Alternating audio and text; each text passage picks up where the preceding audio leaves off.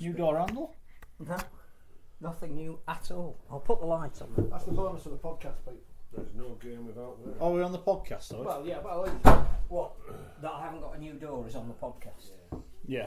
Or a new handle. And Schoey's got a thing to give away because we've got a great record of doing competitions and giving stuff away. Well, I'd like to start off by thanking everyone that gave us a review last week, but we need some Twitter details, don't we, or some email addresses for you all. So if you did leave us a thing last week, do get in touch, and we can send you out your prize or your gift or whatever it is, however we have to word it.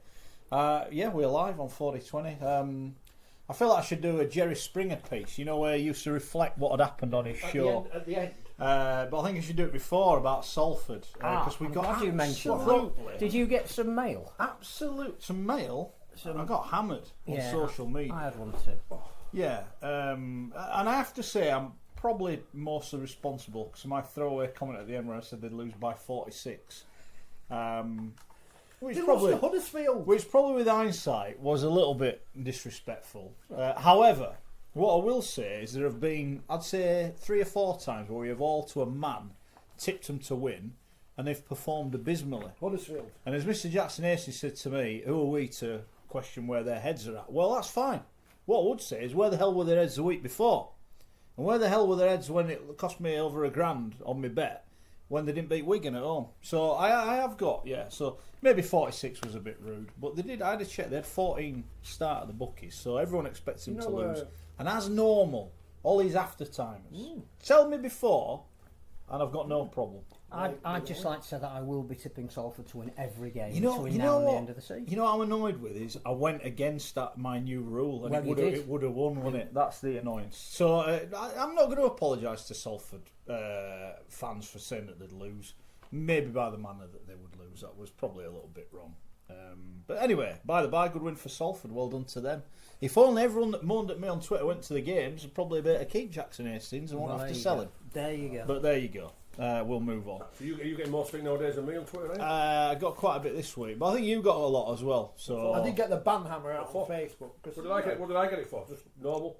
yeah, just for being you. If people swear and if people are abusive, you're going to get banned. It's just as simple Why as were that. people swearing at me? Yeah, Really? so No, you know, sod 'em. don't be rude. Honestly, I couldn't care less. Simple. You know what I mean? We're all entitled to opinions. We get it wrong. Did anyone, when we get it right, does anyone email and go, "Oh, well done, you got it right this week"? No.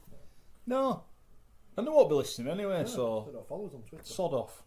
I think there is a fair chance that at least one of us may spontaneously combust this evening. Yeah, well, we're going to start off with that in a minute. There's lots of things to spontaneously combust about. Yeah? Oh, are you going to as well? Well, go on then. What do you want to start off? Do you want to start off? No, we want to talk about the England squads, don't we? Well, we've got to start off with the England squad. do you want me to get them up and read them out? Or, well, no, it's just a list of names, isn't it? Quite boring. Yeah, it's a you can list see it on of Twitter at 4020 live. Yeah. Up there. So go on then. What's happening? There's only one headline. Yes? Yeah, I can't believe Stevie Ward's in the squad. He never plays. He's always injured. Luke Gale's in there as well. They shouldn't call it a squad. And Tom Johnson. Yeah, and he's German. 3 players who will not be playing. They shouldn't call it a squad because it's not a squad. It's they all meet up and have a chat with all the top people at the RFL England thing. They Probably- Skype Uncle Yeah. Wayne. They say which pubs to go to in Leeds, which ones have good service, and then they go back to their clubs and go, oh, we had some good fun there. We had a cup of coffee and Kev told us this and whatever. Kev's got his RFL hat on today. Yeah. Yeah, all right, well, I'll tell you what we'll start off. We'll start off with Dave Craven's piece on Leeds. I'm not pleased to be with us as well. No, because I think it's an important, because I want to get it out there. Well, it's only the first part. Yeah, but it's only the first part, but the quotes are there. He basically might as well, Gary Everington, right, might as well put Leeds in a box, right? This is the team. This is the crap team that are underperforming. This is the rubbish that's nothing to do with me. You see that big new stand? That's me, that is. That's me. You see the women's netball? That's me. They're going to be in Super League. They're going to be Super League. Netball's coming That's down. me. That's me. Recruitment and the team in this rubbish box. That's Kevin Sinfield's, that is. Blame Kev. Not to do with me. I'm handing it I was over. here, eight-time Super League champions. That's me, Gary Everington. This lot here, rubbish. That's Sinfield's fault. That is how that read. I'm not having it any other way, mate. He couldn't have made it any clearer. Does he take responsibility for Yorkshire Carnegie? Is that in the next? Oh, hey, come on, man. Don't kick a man when he's down. Sorry. So, I mean, what did you make of it? Obviously, you've got a little bit more civil than me. I can only go the same as you on what was actually physically in the quotes. And, clearly, everything rugby related is under Kevin's banner. Yeah, and fair play to Cravo. It's a good article. I'm looking forward to reading the rest of them. And he was quick to point out it is only the first, but the quotes are there. The rugby side is nothing to do with me. Gary anymore. will not be retiring. Yes, he was asked that question. 66 now. He's not handing over all of the reins, but obviously he's gradually withdrawing from the rugby side so that Kevin can take. So Kev. Although there was a very good event yesterday for celebrating 4 teams of One Cups and inducting 4 new people into the Hall of Fame, and that is something that Gary does really well. Yes, good day. He's a student of heritage, not just at Leeds but of the game as a whole, and he does put on a very good event, which my learned friend here, who was a guest and involved in inaugurating one of the new people into the Hall of Fame, quite enjoyed, I think. Oh yeah, sensational, and so to see again not just the the older players, but also to the whole of what you gave me, Phil, have given it to my boy hero in Sid Hines, and I did ask the question. Nobody knew who was getting inducted, and I just said, well, if Sid is getting inducted, I would love to be able to present it to Sid, because he was a good friend of my dad's. I went to the same school, and he was my boyhood hero. And yeah, when they gave me that honour, I was absolutely over the moon. And I say, and also as well, Sid, to be honest with you. And he did regale a story about the 1969 Championship final, which we can't repeat.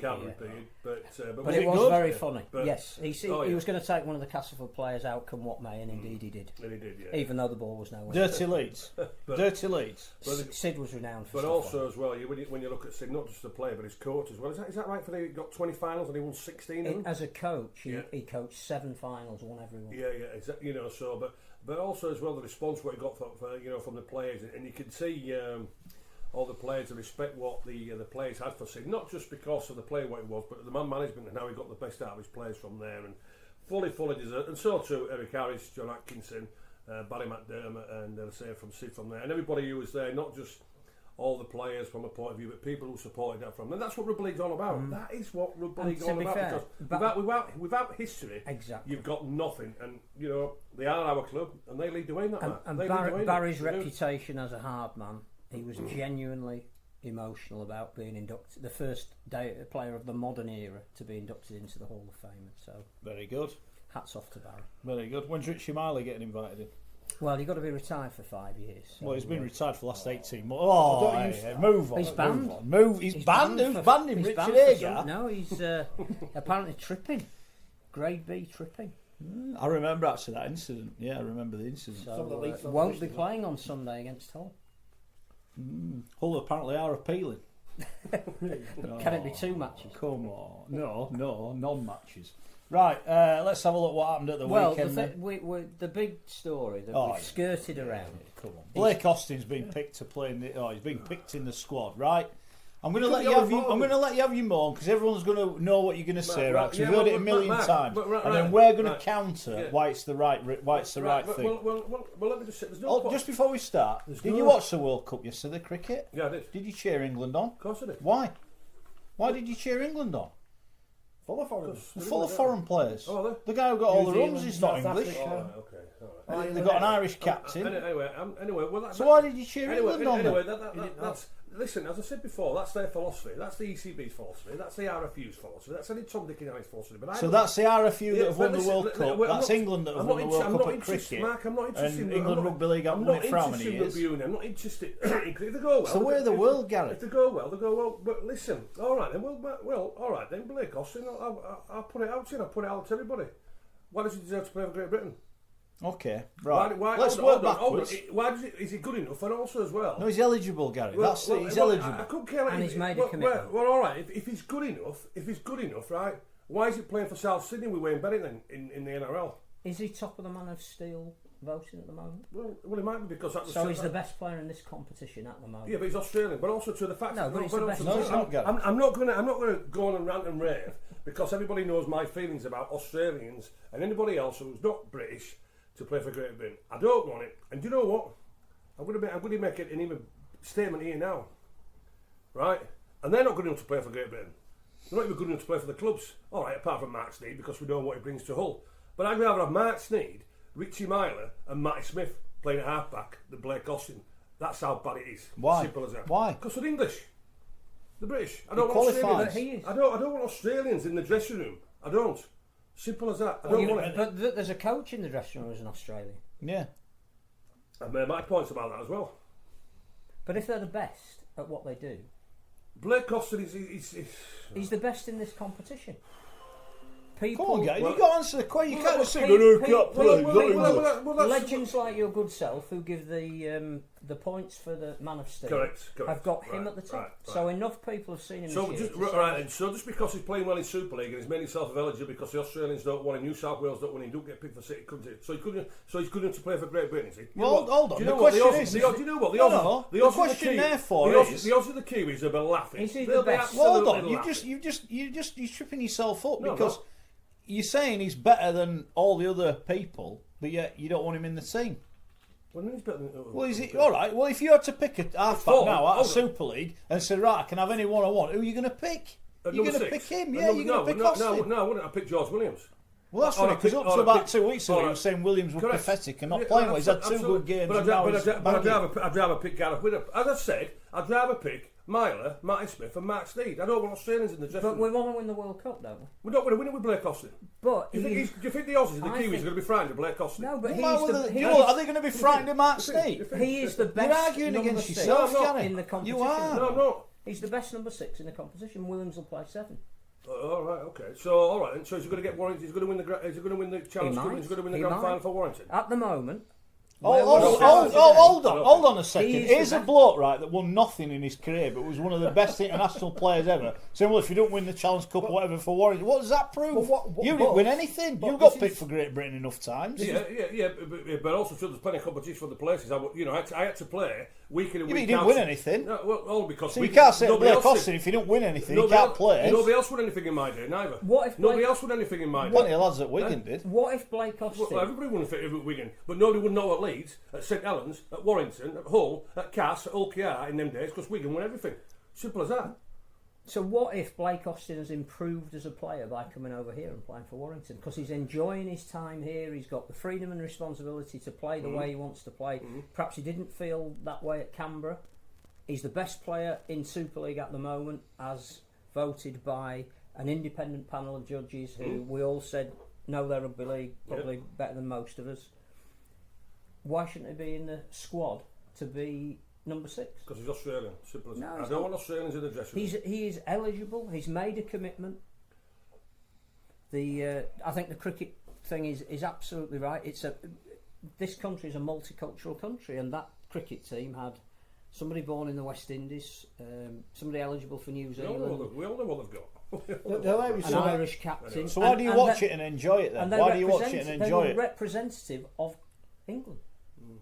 And If so you'd were have said I Blake didn't Austin watch then. it out of courtesy because they're not all English, I'd have more respect for your argument. I think you're Well, arguing to be yourself. honest with you, he were only the pub, so yeah, I was just keeping an eye on it. But yeah, and the one, yeah. But listen, I don't want Great Britain, and I don't want England full of Aussies, Then New there's Zealanders, South Africans, or whatever. I want it all to be British lads. Simple as that. He's British. I mean, it was mate, good when mate, they've all got British heritage. We all know the situation. No, we no, spoke no, about no, it many times. No. Anyway, You just showed Anyway. yourself. Oh, I'm, no, not Thursday, I'm, Martin. I'm glad he's been picked. I Yeah. don't fully understand what the squad is that's been picked today, because it's Great Britain who are playing next, not England. Yeah. 3 of the players we've already said are long-term injury doubts, although Stevie Ward apparently might be back before the end of the season. I But thought clearly- Stevie, has he had a step back, Stevie? It's Is in he the all ice in the He's current had to have- performance, had wasn't Oh, it? is it? So my had to apologies. have I've a only knee, just. a knee You clean. You see, see, I wasn't important enough to get one on Friday, was I, Phil? I just get Well, one now. it was either you or Paul Cook, and in terms of ranking, Yeah. you could have had So him. what's happened to him? He's needed a knee clean out. Well, I don't have much Not luck, a was it? major operation, but some gristle needed removing or something. I don't know what the technical term is. Okay. So I'm not really sure why we've the England performance squad. I can understand that it's exciting that England Knights are playing. They've now got a fixture. They're playing Jamaica at Headingley in October, which is great. So their 37-man squad makes sense, because though it's mainly a young squad, which is what we want England Knights to be. There's a couple who've dropped down from the senior squad.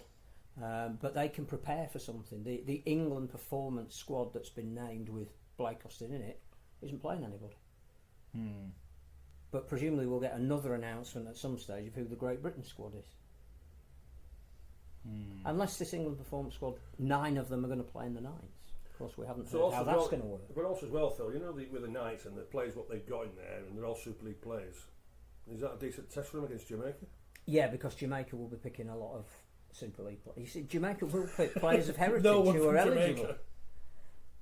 It won't be domestic players from the Jamaican League. It will be predominantly people like Ashton Golding and Michael Lawrence who are of Jamaican heritage, and that will make it a very entertaining and closer game, and also will help Jamaica for the World Cup, who will be predominantly heritage players. I think Phil, which makes it more competitive. Phil on Facebook, I think, makes an interesting point, which is how we canvassed every available Aussie playing in the NRL with British heritage before we pick 17 British players. Is Blake Austin the best? No, actually, they don't pick the squad based on players in the NRL, do they? So it's a moot point. But is there a halfback in the NRL who has the same qualifications as Blake Austin who could play for England? Well, have they made themselves available?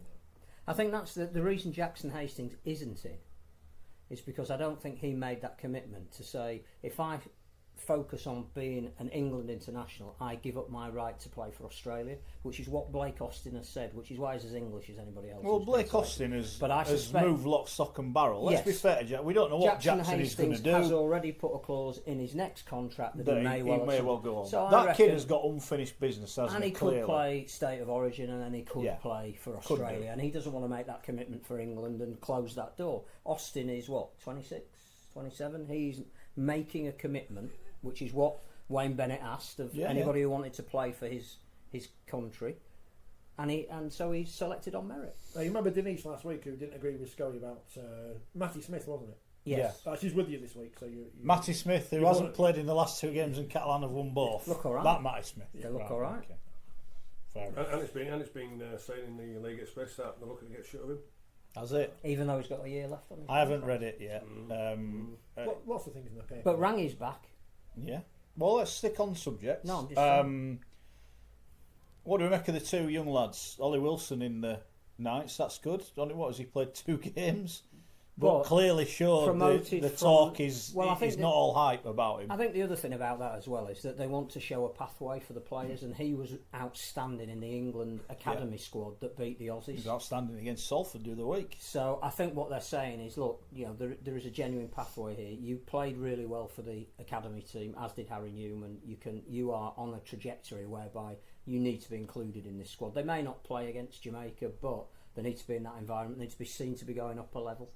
So I think it's great for him, and he deserves it, and he's a real prospect. You can see why Huddersfield paid $100,000 for him, the way he's played in his first 2 first team appearances. There are plenty of people who agree with Schoey, by the way. Go on then, let's get stuck out. Let's get stuck in. Sorry, Denise.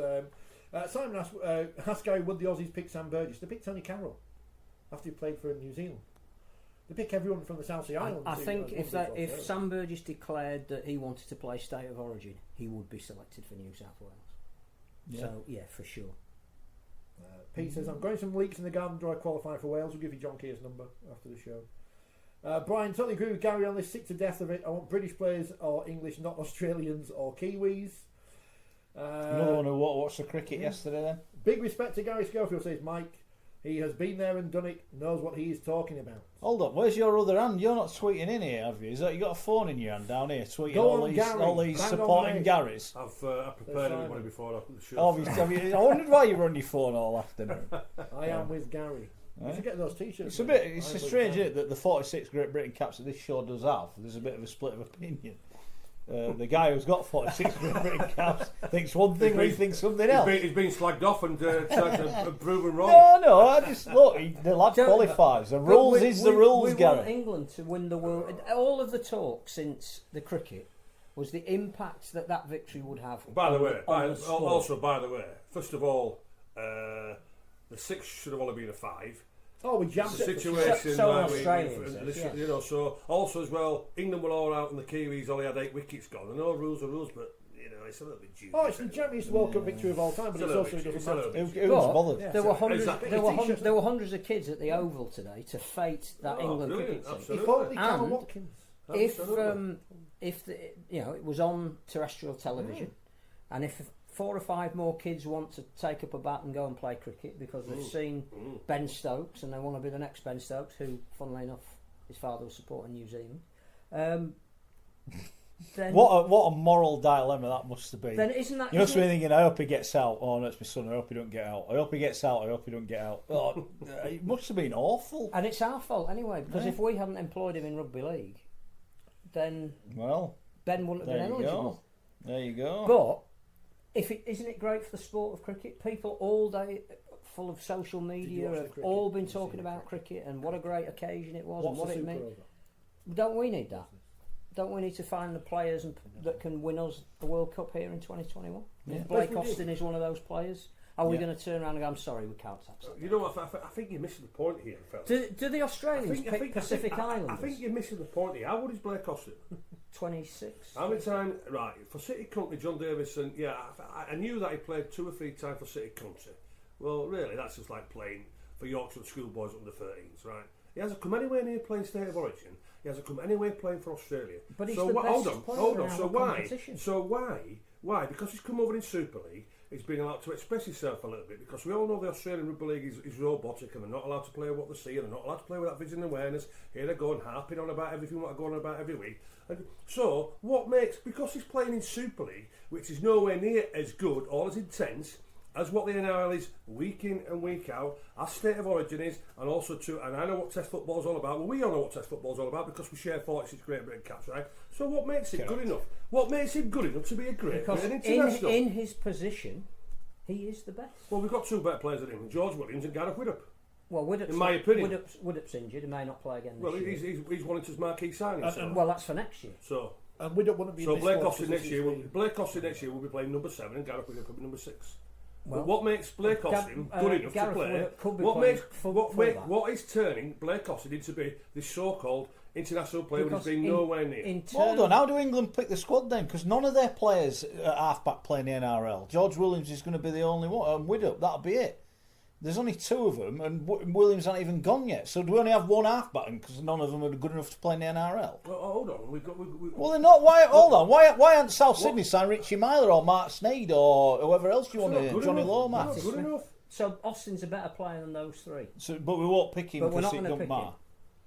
I don't see where you're coming from, Gary. The Australians picked people like Petro Civoniceva. I couldn't care less if they are picking Fijians and Tongans and Samoas. James Tedesco won the State of Origin. He could get in the Australian side for the World Cup. He played for Italy. He's Italian.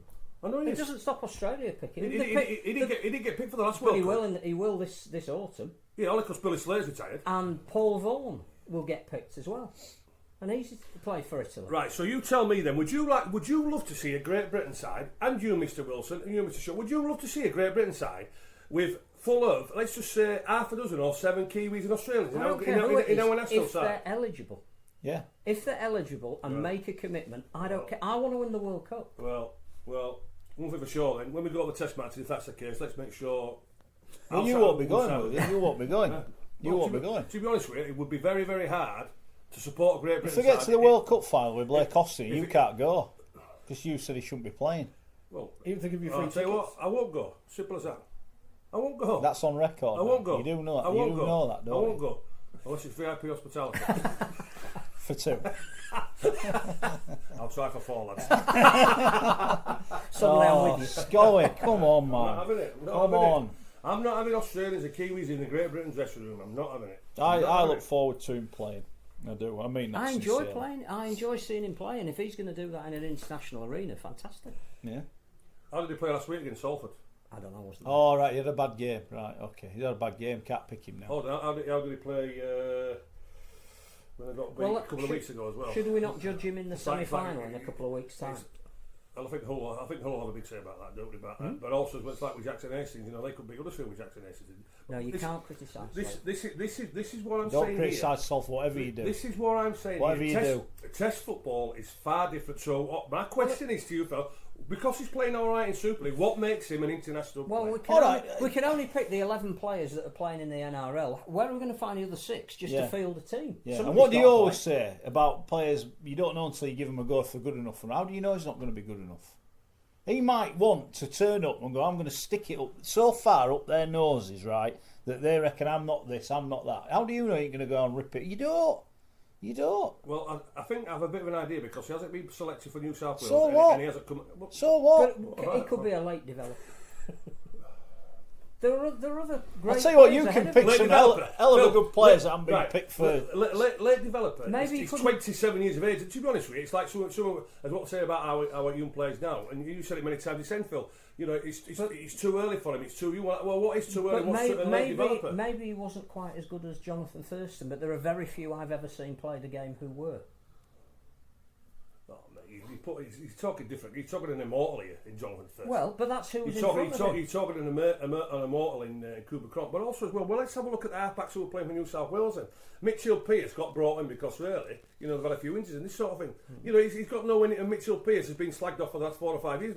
He can't have got anywhere near Mitchell Pearce. But had he been playing for Canberra this year with the injuries that New South Wales had, he may have been playing. We'll Phil, never know. Why do you think Canberra We'll don't want him? never. Because they didn't think he was good enough. That's why he's over here. Well, That's why he's over here. Why do you think all the journeymen, you know, I'm not saying he's a journeyman, Maybe because he he's just settled in very well, likes but why do you think some 3/4 players- of them come over here because they're not wanted? but I'm not sure They're he not is a wanted. journeyman. We've just signed one from Canterbury Bankstown. He's supposed to come over here as a goal kicker. Could kick a cow's ass on Friday. He's a marquee Eh? signing. Who is? Blake Austin. He's Yeah, a marquee. I know he is. But why? If Canberra rated him that highly, they wouldn't have let him go. Don't worry about that. I can reassure you. I know the philosophies of the Australians. If you're not good enough, and we've seen the best here, off you Maybe go. this competition suits him more. Off you go. Well, do you know what then? Let me put this to you. What Blake about- hold on, let me put this to you. Lappland Blake Kent? Austin, if he was still at Canberra, Yeah, would he make himself available for Great Britain? he might do if he felt he wasn't. Do you gonna really pick think for if he us. was at Canberra? I don't know. Do you really think if he was at Canberra, he would have made himself available for Great Britain? Not a cat in hell's chance. If he thought he wasn't, he was going to get an opportunity Not to a play cat in in hell. the Not a international- cat in hell's Well, chance. He wouldn't. But no, because I think it's an easier route. I've never played international rugby league. Oh, yeah, my grandma or my granddad or my. I don't think it's an easy the route. postman You're who talking was about British. the team that only lost 6-0 in the World Cup final. There's a high standard you've got to get to play for England these days. It's not the easier alternative option. Philip, it's always been a very high standard to play international There rugby you league. go. Very high standard. So he is A very, clearly very high rated standard, by let me just tell Wayne you. Bennett, who knows a thing What or two makes about him an international player? Well, Because he's playing in Super Wayne League. Bennett thinks he's good enough. Well, all right. If Wayne Bennett thinks he's good enough, why is he not looking to sign him at South Sydney? And it was what I say about Wayne Bennett. If Wayne Bennett rates George Williams, why is he not signing him at South Sydney? I find it quite interesting. Well, maybe Good South Sydney's good salary enough to cap play for is, Great Britain, but he don't want to sign him for his Australian clubs. Maybe. Well, Has Wayne Bennett signed any of his British players for the Brisbane Broncos when he was there? Does he look as though he's going to sign him at South Sydney? Don't buy it. No. And I won't be changing my mind regarding Australians or Kiwis or any Tom, Dick and Harry. If you're not Why don't you have a British, word with your mate Nines and playing. get him to change the rules? I might do when I see him tomorrow. Tyson Frizzell. It's Welsh. Doesn't stop the Aussies stealing. Michael Withers, what a great Great Britain international he was. Nearly won that Test series and everything. Social media's great. Not going to read half of it out. It's very funny. Generally about many various things. Well, tell us then. What is it? Alex says Britain for the English. We're with you, Alex. We might get. I mean, Isn't Britain for Britain? yeah, no, it's for the English. Isn't English only part of Britain? I've had a long-held belief of how we could get the crowns up in rugby league, but it's not a joke. Can I just say that there? Do you know what as well? It'd be very interesting for that dressing room. Do you know what would be very, very interesting? If he does get picked for Great Britain, what would be very interesting if they made him captain? Oh boy, oh. Why are they going to do that? He's nowhere near being made. What, ahead of somebody like James Gray? Hold on. Realistically, your half-backs are your best players in the side. So to say Blake Austin is not, you would maybe consider the best player in that side. Would be very, very interested if they made him captain. I don't think Sam Burgess will be asked to hand over the armband particularly soon. I don't think Mr. Bennett, to be honest with you, it's Wayne's way or No's way. So if he wants to make Blake Austin captain, What he will about, make Blake what about the Austin Nines? captain. We've got a Nines World Cup coming up. Is Blake Austin the right sort of player to have orchestrating the... Phil, to be honest with you, the Nines, as far as I'm concerned, is a gimmick. I'm not really bothered, to be honest with you. It's a World Cup. I'm not bothered. I could care less. We're I'm not hoping bothered. it's going to be a full event in the Commonwealth Games. It's a gimmick. It's a game of touch and pass. It's a game of touch and pass. So I'm not really But bothered. every sport, we watched a World Cup final yesterday in a shortened version of format of the game. That's what sports have got to do these days, to capture the imagination. I know loads of people that watch the final that have no interest in cricket. And if you'd have said to them it's a 5-day game and each team bats twice, and they'd have gone, I'll go and put the tea on. But it's 50 overs, it'll be finished in half an hour, it's getting to a dramatic climax, great, I'll watch it. So it's our shortened version of the sport. Might be the future. Might be. Blake Austin might be very good at it. He might be. Go on, you found a player that Wayne Bennett signed. Oh, I've got which one? No, it's Savalio signed for Brisbane. Wayne Bennett signed the British Billy Slater, Greg Eden. He scored that try for against Wigan in the World Club. Remember the World Club Series? Get out with your Exiles series. Get that up on the list. Hold on. Has Greg Eden played for Great Britain or England? No, he hasn't. Signed by Wayne Bennett. It's signed Savalio as well. Yeah, but I'm on about the current England and Great Britain players. That's what I'm on about. He don't rate them, so he hasn't signed anybody. He rates John Bateman so highly. Why is it Canberra? Why is it not South Sydney? Or why wouldn't it the Brisbane Broncos? Presumably with their salary cap and the contracts they've already got players on, the fact that he's got the Burgess brothers, he's hold on. He signed Savalio 12-18 months ago. Why did he not sign John Bateman before him? Anyway. Maybe he felt the Burgess. Well, to be fair to Wayne, he said we had no decent back rowers, didn't he, when he took the gig? And that's why I played one in the centre. What was that fellow he signed? He played the Aussie fellow who was crap. Heinton. Chris Heinton. And the other one, No, Haley McQueen. He played. Glory Glory days. Chris Anyway, the McQueen. Great Britain coach is coming out, so he's coming up. The tour is coming up. Yeah. We'll get them right eventually. Go on then. What else is happening on social media? Well, yeah. our Salford friends been on. No, because they don't watch the programme. A lot of people do agree with Schoey, and they are, they say at least he's consistent. Well, that's fair enough. Which is He is. true. Yeah. He is. But, we all enjoyed the cricket yesterday. Except when it comes to Salford, and then none of us are consistent. It's funny though because before the Cricket World Cup, months before the Cricket World Cup, there's a great debate about whether Jofra Archer should play for England and whether he would upset the balance of the squad, which was led by. I wonder how many people. I wonder how many people when he got it for 6 went. Oh, I shouldn't have been playing anyway. It's rubbish this lad. He should have had that super over. I know. Yeah. But he did bowl well at the end. He did all right, didn't he? Although if Guptill had just moved out of the way, it would have been a wide. Yeah, wide. Wouldn't it? But he didn't. That first sadly. one wasn't wide either. How good was the commentary, by the way? I enjoyed it. Cricket makes good commentators, good broadcasters. Yeah. Certainly more than tennis, where if you picked up a bat, you get on the BBC. Bloody hell, some awful people. A bat? Yeah, tennis bat. Get the legend a slice of pineapple, says Stimbot 5000. I don't know what that means. Terry says if Jake Truman progresses as he should in the next 18 months, Blake Austin won't be needed. So there you go. Yeah. The players are there. You watched him on Friday. How did he do? He was good. Good. What did I say the week before about Castle versus Leeds? Castle needed a half-back. And then suddenly they've got a half-back, and lo and behold, they were any good again. Yeah. Ollie Holmes, I don't want to take anything away from Ollie Holmes because he played really well when he came off the bench, but Wakefield made him look like, I don't know, Martin Afire in his pomp. It was the white Martin Afire. The albino Martin Afire running down the wing was old Ollie. Scored a try, settled one. Very good return for him. Very good. Very good. We were crap though, but apart from Wakefield. I'm going to say what about Wakefield? Well, They're on the slump. If London win again, Wake are in crisis. Lee Gilmore said after the game, we need to pick a No team. Chris Chester. No, we need to pick a team of hard workers. Unfortunately, hard work only gets you so far. We need to be any good. And Wakefield's half-backs. Where was Chester then? Why was he not doing the press? I don't know. Half-back's not good enough. I don't know, what did they get in the paper? What was the scores? It was John Davidson. I could have influenced his numbers while he was sat there. Could have nicked his computer. Cass played very well though, much better than they did the week before. There you go, Jackie Miller 5, Danny Bruff 6. Bruff kicked on the full twice in the game. Did pick up some great kicks as well. Ryan Hampshire, of course, who is the man who should be signed on a lifelong deal at Wakefield, according to some supporters, because he's from Wakefield. Got a 4. Who was that? Great moment, Ryan Hampshire. Great moment when Mason Caton. By the way, I'm not picking on Ryan Hampshire. I'm picking on supporters. Mason Caton Brown, of course, is back in Rugby League after playing Sevens Union for Jamaica. Because of his heritage. Might be in the squad. Get him in the squad. he picked up the ball, thought there was a free play, kicked it forward. They didn't realise there was no free play. Thankfully, Cass knocked on and he got away with it, but that was quite funny. Who was that, sorry? Mason Caden Brown. Ah. But yeah, Wakefield were generally rubbish. Castleford were better. Well, the numbers say that. I mean, we led at half time, but then we lost because Cass were much better in the second half. So, Well, Darrell now wants Cass to win all of their last Yeah. 7 games. Hey, they could do it. Remember, they went into the Super 8 once and had a good go at it, didn't they, doing that? Look, they're right in it. They're right in it. And what Warrington proved against Salford this week is that they're inconsistent. It is Everybody open. Other than bar Saints, St Helens anyone is could win it. inconsistent. And we've all laughed at Wigan and we've had a dig at Cass and Catalans and Hull and Salford. But it's down to those, I reckon, that are going one of them's going to get to the final. We'll see. Were you surprised with the ease with which St Helens beat Wigan? I think we all felt that was going to be closer than it turned out. it's awful, isn't it? Because Well, with none it of us not were being able on the to see telly, game. I thought it wasn't a really Disgraceful. important game because it wasn't on the telly. Do you want me to go on that one? Yeah, Now, get, while we you do it? get teed I've up. seen Go on.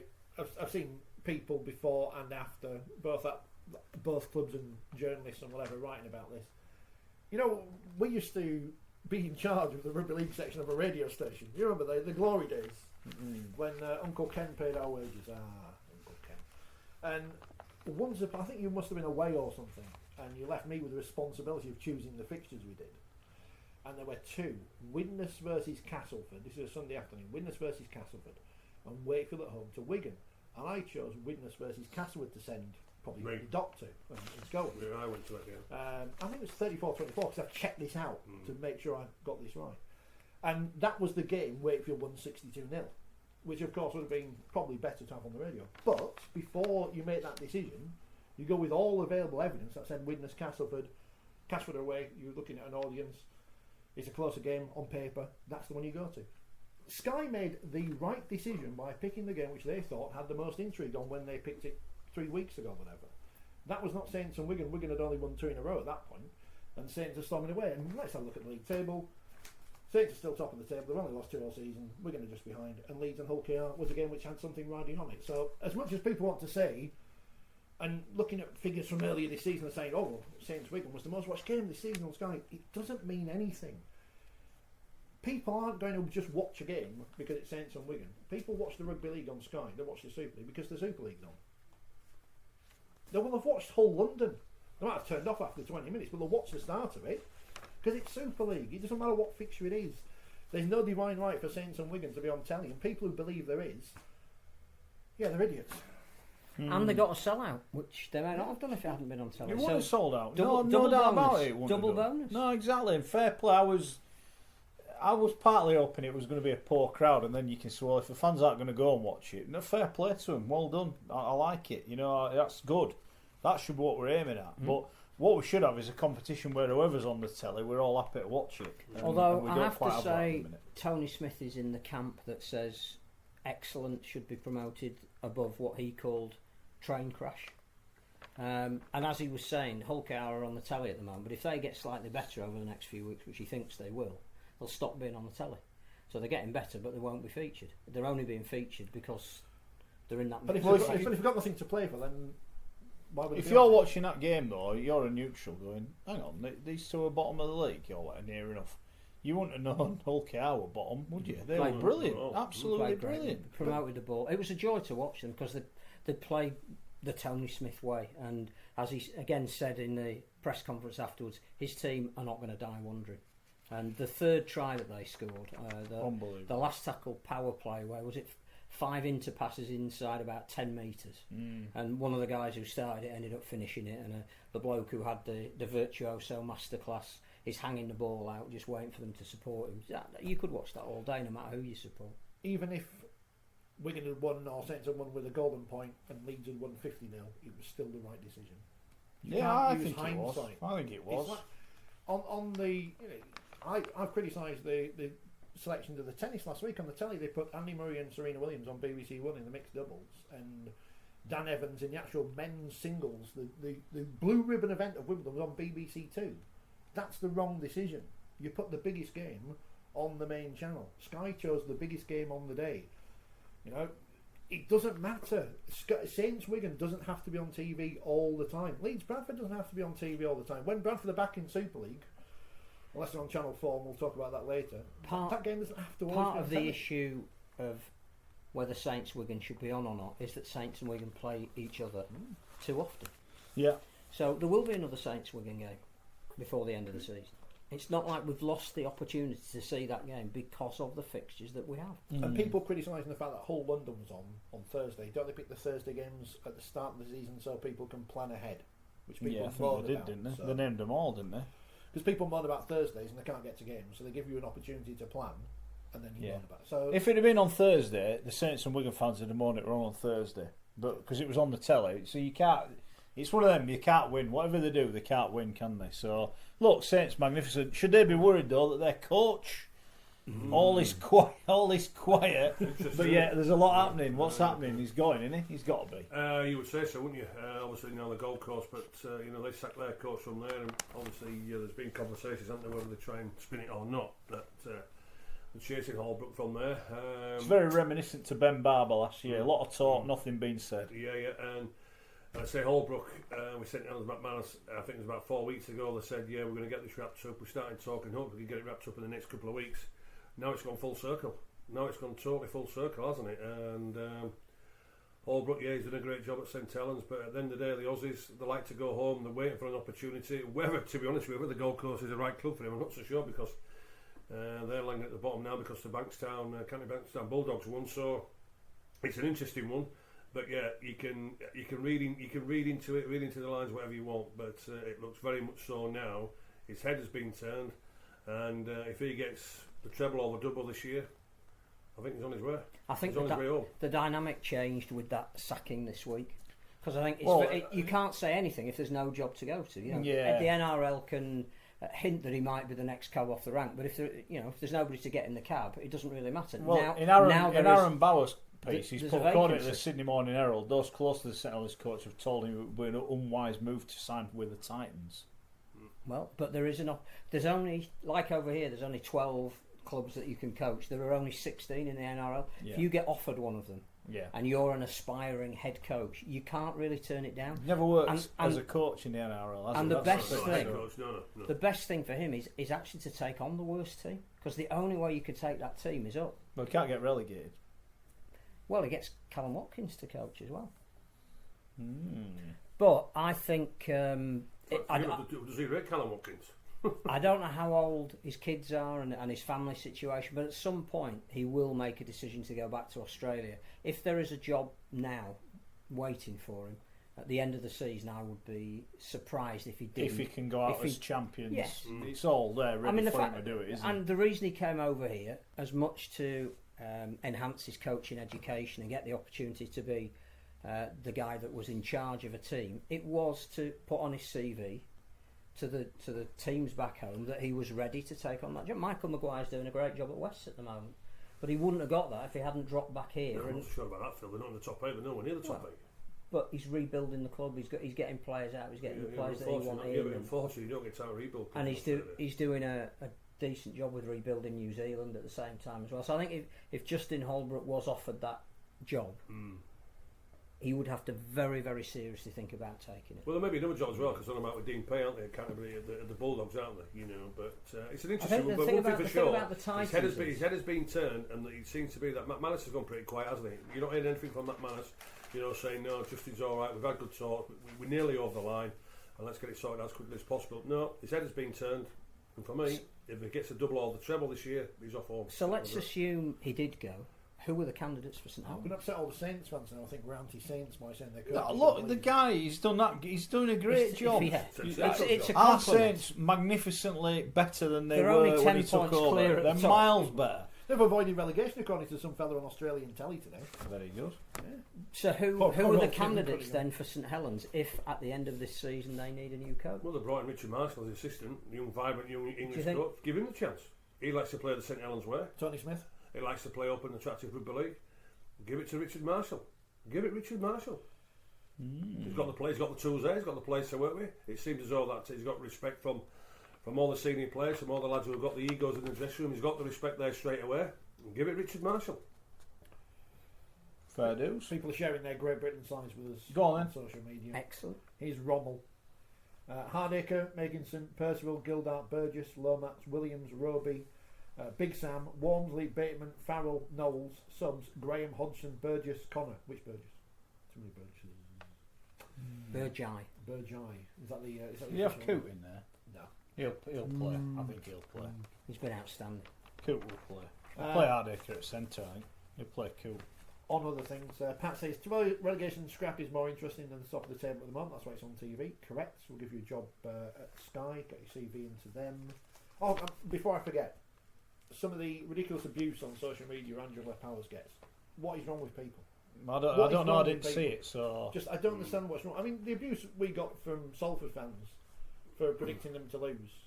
I think it was But I my can 46 that tipped it over. Yeah, the but edge, you know, I do feel a little bit bad about that. It was a flippant comment at the end. But, you know, A lesson what learned. is wrong with people? They're going to win 102-0 this week. What's wrong with people having a go at people doing their jobs? I just don't understand. Well, I saw Angela after the game on Friday, and I wish her all the best. And she's been great for Sky. You know, she's brought something. She brought her own style.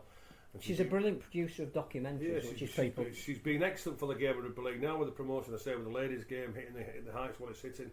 No, she's been great for Sky. 21 years in the job, and so yeah, enjoy what your new venture is, Angela, because you know you've done Rugby League proud. You've done a very, very good job. Well done. And when we used to have magazine programmes, and they used to have features in them that were 4 or 5 minutes long, she produced and in many cases edited those features and was brilliant. You tend not to work in this business for that long if you're not any good at your job. Correct.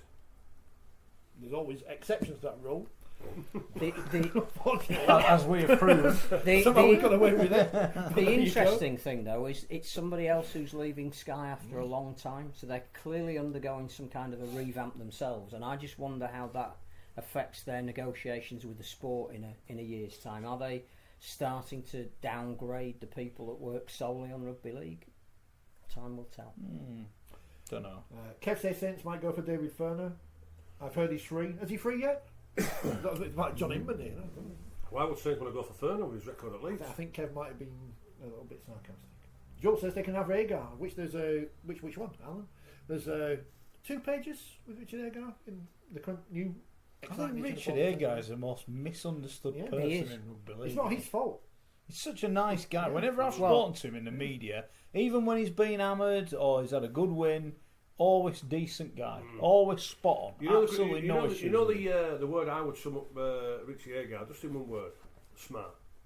That's what Richie is. He's very, very smart. Everything what he does is smart about it. He is. I think if you speak to the players that he's coached, whether they've been a good team or, as he calls the Wakefield team that he coached, ragtag and bobtail, and basically players that other clubs were paying them to play for. He's always got the respect of the players. If you talk to anyone that he is coached by, they really admire and like him. But he doesn't. He's never really courted the media in the same way that some coaches have a really good public profile, so the fans don't warm to him. He wants to get a better agent. Dan says on the Saints job, Paul Wellens. Oh, he's gone down that route before. You know what happened? Is he Paul Wellens. coach? I wonder if Longley had come back if he got offered the job. What about Tony Smith?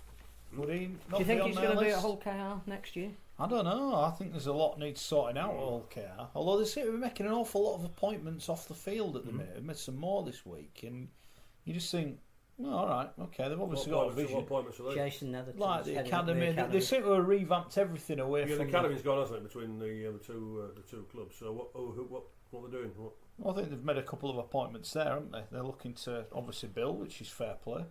You know. There was, while we're on Hull KR, there was comparison between Danny Maguire and Cameron Smith this weekend, because Cameron Smith got a big celebration 400. for his 400th game. He got a gold boat or whatever from the NRL, and Danny Maguire got to wander off in front of all the people that had left at Henley. We don't, but what we said before, we don't. To do be enough fair, of a it. lot stayed to clap it. And Oh, I want to say, no, I'm just going to comment because I was in the south stand in the top bit. I thought Parcell got a great ovation when he went off from the fans. Yeah. Thought that was touch of class from the Leeds fans, and a lot stayed at the end to clap Maguire off as well. Rightly so. Rightly so. Yeah, fair play about that. For what he's done for that club. And this is just for all Hull KR fans. Forget about my signature on the front of the programme. from Friday, but I was there doing a bit of hospitality for the company what I work for, and for Hull KR fans, the other signature on this programme is, the black and whites won't be happy when I say this, is the one and only Stevie Hubbard, who scored that match-winning try of the derby in 1980. The result was 10-5.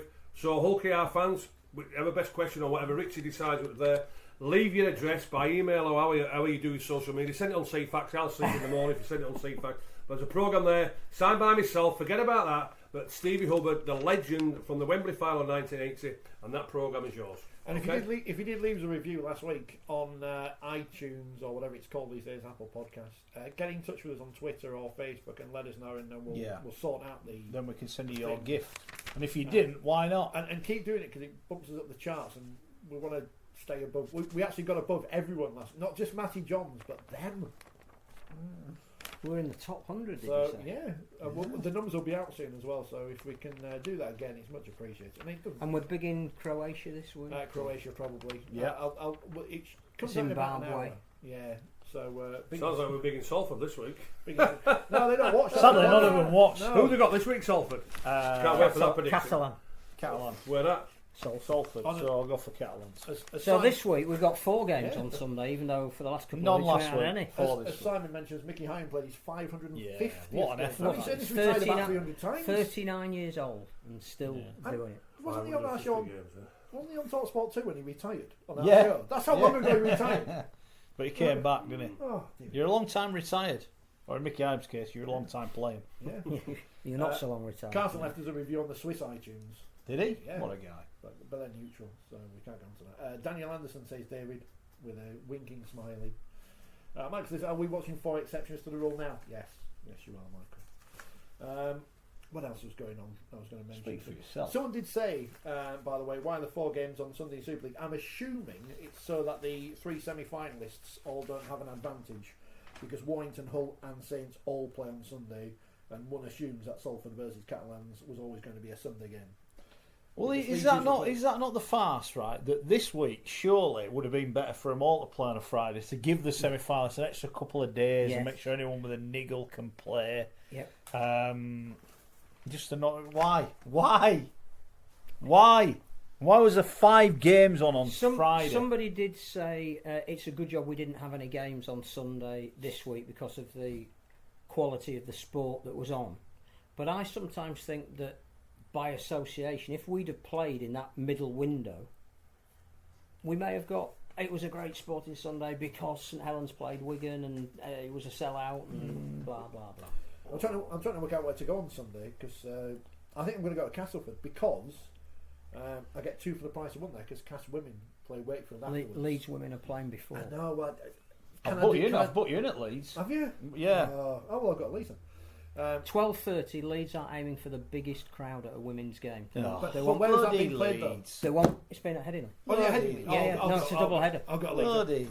I've got a Leeds. They're hoping that enough people will come early before the game against Hull to give the women. I think it should be. I've said this before. It should be a standalone crowd. Well, they're Typical playing Leeds, first. Gate crashing. 12:30. I'll tell you what though. Again, the police played the fire, didn't they, on Friday? did. Great crowd watching at the It end. was. It was brilliant. Good. It was a decent game as well. 8-6.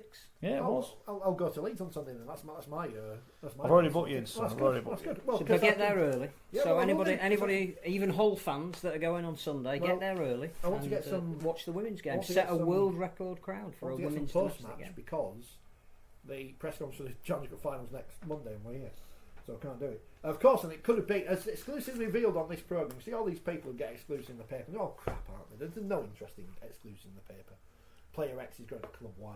We told you last week about Castleford and the fact that they could have been chucked out of the Challenge Cup. And well, by the letter of the law, Why haven't they been chucked out? well, Because this person now cannot play in the final. Well, I'm sorry, but they should be kicked out. the rules for the men's competition and the women's competition are different, which is convenient. Well, that's rubbish then. That's a lot of Well, talk. no, Why They should all be didn't get kicked out when they played should have Jamie been. Thacker? No, they should have been. Well, they didn't. They should have been. They didn't. They should have been. Again, Well, they it's moving the goalposts, isn't it? Possibly. You know, if you played an ineligible player, quite simply, you know the rules. You should not be allowed. You're not allowed to play ineligible players, and they should have been kicked out. And so now this person who, by all accounts, does she have a great game and all this sort of thing? Scored 4 tries. Yeah, 4 tries. He created whatever. Kick 'em out. You know, it's she's not allowed to play in the final. So it's as exclusively revealed it's on this laughable. programme. It's laughable again, isn't it? Absolutely laughable again. It is. But Have you got any other exclusives? well, maybe, but from a common sense decision, Any Wakey wouldn't have wanted to be in the final. They're not ready. Even though they know they get hammered. Of course they would have been fine. my You know, how do you think I feel? I think I felt. My understanding is they were. We were always on a big massive bonus, but we knew we weren't going to pick the bleeding thing up. My understanding was that they didn't disagree with the decision. Yeah. Put it that way, because what would have happened? It's the right decision For for the the wrong sport reasons. going forward, Yeah. which is common sense. But I think perhaps there needs to be a little more openness and transparency. Sure, transparency. That's a very good more word. transparency in the disciplinary process in women's rugby league. Because This is the RFL you're talking about. well, because it's my transparency. it's my Here's your next understanding. exclusive. It's my understanding. Transparency. It's my Communication. understanding. Yeah. Being open and honest and letting people know what's going on. You know how Do me a favour. every week on the RFL website they tell you who's been banned and why and go into great detail. I've been trying to work out because I've been informed by a fairly good source. That Check him out with his sauce. Fairly good source. He's like one of Schoey's barbecue, plenty of good sauces. Yeah. I haven't got any sources in the men's game. All these people in the paper who know everyone and they're no agents. But it's my understanding that one of the key players for Castleford Tigers won't be playing in the final because she's got a 4-game ban. For Would she headbutting. previously have played for a team that they might be playing in? Possibly so. Now, this isn't. You can't find this information out because there's no record of it. That I looked. I was busy doing other Have things. you not as well. sent an email and asked? I should have done. Shouldn't I? You should have done. I Yeah. should have done. Well, I'll send another one now. But that's my understanding, and they've tried to arrange it so she can play in the final, but they can't. She's been banned. So Castle got a key player out for the final. Can't wait to see the handicap. They play Wakefield on Sunday. After 16, I think. I had a look. 16. I don't want to make a comment publicly because I don't want to upset anyone. Okay. But Move on. yeah, win the charts in Switzerland. Good. 250 Thanks to Carsten. 258. What? So, and Carsten, we're back in come on. Luxembourg. Sorry, I'll chart. get your mates listening, Back in the Carsten. Luxembourg chart again last week as well. So Is the Betfred Man of Steel votes out yet? 7 o'clock? It's not Not 7, yet. is it 7 o'clock yet? no, no. Hold this on, has what's gone to the going on wrong- here? Where's that might the, have been deleted. No, it's 3 minutes to. Oh, right. This is the last week that they. We know when the Steve Prescott Man of Steel votes are here because we get a knock on the door. Yeah. That's the official knock on the door. Check your emails. That was this week's exclusive rugby league news. Right. So there you go. It seems to be a lot dominated by women's rugby league. Rich, are you the go-to man now? Well, I don't know. That's just what I've told you where my source. How much are you getting paid to wear that T-shirt, by the way? Nothing, but it's a free T-shirt. So. The only promoter What did Brian Bevan say? I don't know. I've not listened to What all would the Brian Bevan episodes. say? What did he say? Did he say anything, Brian Bevan? Podcast, isn't it? It's a podcast. He's Fair promoting enough, other yeah. people's stuff now. Oh, right, okay. Yeah. It's not good, is it? This. You know, we've There was a time we Yeah, had but our our own t- T-shirt. our Our team has changed so much now. It's like he's the main man now. We've all getting binned off. Only from gossip and scuttle. Is it Brian Bevan or Van Vollenhoven who scored the most tries in the game? Brian Bevan. Is it Brian, is it? Yeah. Van Vollenhoven second, is he? And Billy Boston, is it? I'm not sure. I know that Bevan's got 700 and odd, which nobody will ever get near. Right, okay. Danny Bruff now the second highest point scorer in Super League because the game only started in 1996. But he's still 7 million points. Well, behind I think when you said he's the second highest point scorer in Super League, that's fair enough. If you said Rugby League, I think Neil Fox has been a bit disappointed in Super League, to be honest. Yeah. Well, I don't know. He's done better than some of the Wakefield players on Florida.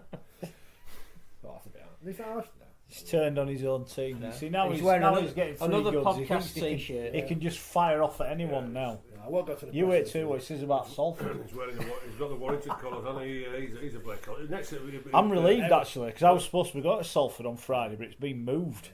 So I'm going to Hull KR instead. So I'm quite relieved about that. But what if Wakefield had got to the Challenge Cup final against Leeds? What would I have done then? What do you mean? What would you have done? Well, I'd have handed You know what, it Mark? You know what? What's wrong with that? Mark, you know what? I can't wait now to start going to grounds with you because you know every time that we go to Hull, he's here. When we get out of the car, we go for a car park. Certainly if we go to Salford again, He's here. He's here. He's here. I'm all right. I'm all right, Salford. There'll be no one there to sail, will there? Eh? Not unless it's the away fans you're talking to. You'll be getting it again. You'll be getting hammered again. A guy asked me the other day when I was carrying all my bags in Leeds, he said, check his bags, he might have Schoey in there. And how big do you think this bag is? It's a bit harsh. Hold on, I'm getting stick with honestly. You say we get stick because we're associated with you. Yeah. So talk about getting tarred with the same brush. Hey, listen. When you play for Great Britain 4-6 times, lads, you are going to get it. Exactly. We acknowledge that. We are there as a team. TAEM. There's no I in our team. He said it right. He said it right. TAEM. Where's the bell gone? He nearly got it wrong. I'm sure it's TAE. But we'll talk about there's no I in our team. There's no I in our team. By the way, here we go. Emails here. By the way, that bloke who spoke to you, Lee, where's he live? I sent him to the opticians if he thinks he can fit in that bag. Danny Maguire's an actual legend of the game, as opposed to any Tom, Dick and Harry, as I said the other day, who gets called a legend who retires these days, who just happened to play in a team that won lots of trophies, mainly because of Danny Maguire. So there you go. Oh, we remember last week we discussed brain injuries and concussions and such, and bringing back the biff. Gentlemen. Yeah. Keep it down out there, please, Gary. This is Kay's come from. Oh, go on then. Feed the box. You know the bring back the biff merchants. Do they want to see that in kids' games as well? I don't know. Well, part of rugby league, kids' rugby league. Should they be having fights as well? Knocking 10 bells out of each other. Rangy Chase is back. It's on the paper, front of the paper. Yeah, I talked. I just put a bit of thing. Chase makes try-scoring return with Doncaster, but they lost. They lost the game. What's wrong with that? I said last week, well done, he's back. But, again, we're going to that same well again. Redemption stories. The player was promoted last week by the Rugby Football League was Rangy Chase. Why is he? We don't. What I would say about him is, he did yeah. serve his time. Yeah. But still, he didn't come up with any cock and bull excuse as to why he did what he did. But still, he took his punishment on the chin. He's come back, and he talks about maybe telling people or trying to help people that were in the same boat as him. I think you've got to use him, and I think, I think this is a bit different. I'm willing to go with this one. I am willing to go. I know what you're saying, but I'm willing to go with this one. And I think I've spoken to Rangy. I've been in his company a few times, and he probably is a bit of a lost soul, if you like. And Carl Hall's put an arm around him, giving him a chance. Let's see how he gets on. Oh, I don't wish him any ill will or anything. No. Should we see how he gets on for a couple of weeks before we put him on the front pages? Well, he'll be on front of the magazine next month. Well, and this is where I agree with Rich. We're too quick, aren't we? Yes. And it's only a story of redemption when there's been a bit of redemption. If you tell the story before he's played in his, if he'd have got sent off on Sunday, which you wouldn't wish on him, but let's just say, could have happened. Stray arm, and where does your story? My thought would be, come back, make the right noises, and 3 or 4 weeks into that. The prime example was the Hardacre one, wasn't it, the other week? Or at the start of the year. So I get that. I think we should have bigger stars, but I do wish him really well. And if we're going to make bigger stars, let's not have them in the 3rd division, because he plays in the 3rd division. He's not. I know the RFL only controls certain things, which will. I'll tell you what though, when you look at the highlights they put up, you think, what a good player, wasn't he? Yeah, he was. He was a good player. He was. Yeah, 6 years ago, 7 years ago. All right. Yeah. No, but what? Some would say you were a good broadcaster 6 years ago. That's up to them, isn't it? As well, weren't they? But where are we? Why aren't we promoting young players or whoever? I have to say, we went to the Wellbeing press conference before this round, where a lot of players told their stories. The most impressive player I got to speak to was Matty English. 21 years old? Yeah. Just been called into the England night squad. No, he's retained his place. I think he was in it, the last squad that was in. But clearly on the way up. Local kid, spoke really, really well. Had an incredible story to tell about the effect that the passing of Ronan Costello had on him, who was his best friend in the Huddersfield Academy team.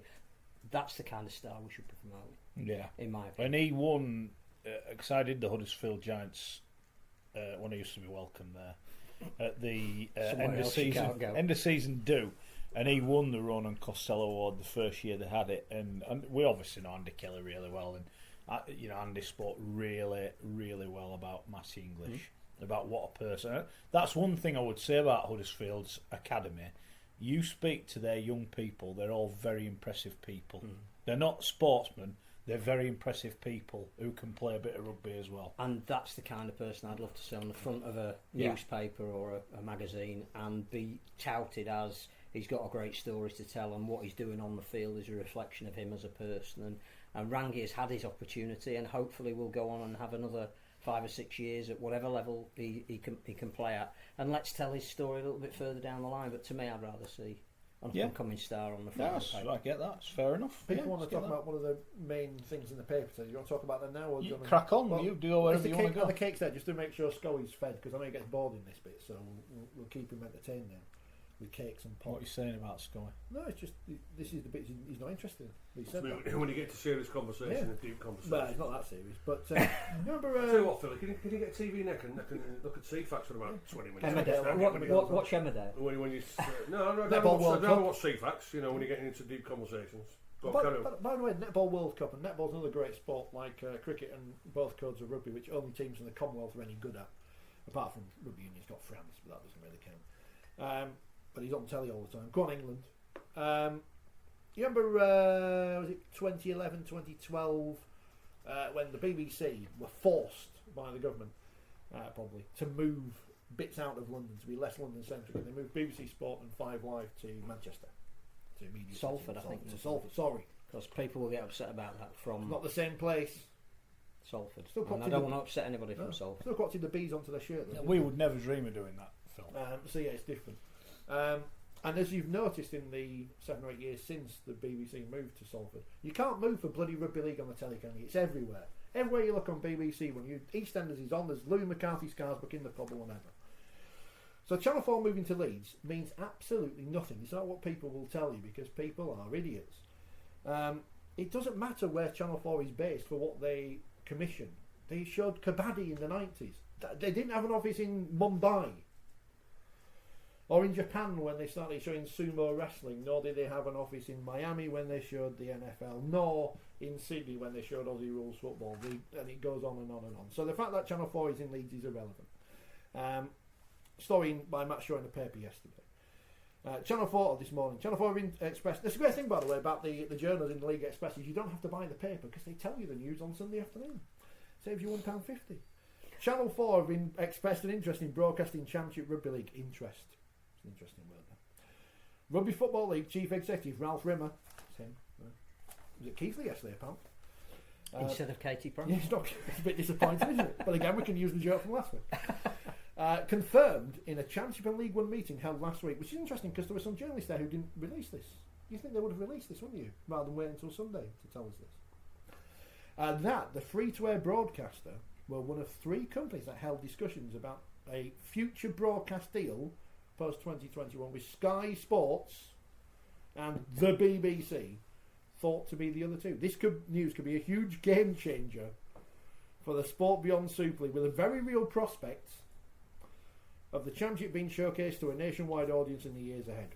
Interest and showcase and game changer. When does that interest turn into £3 million a season? Because if it doesn't, then they're still on a loose. Channel 4 and Channel 5 show highlight programmes of sports such as rugby union. And they show occasional live games as well. And we have said on many occasions on this programme that it's the sport that pays for those. Yeah. I cannot see Channel 4 coming up with what would be £20,000 a game at a conservative estimate to film it. Yeah.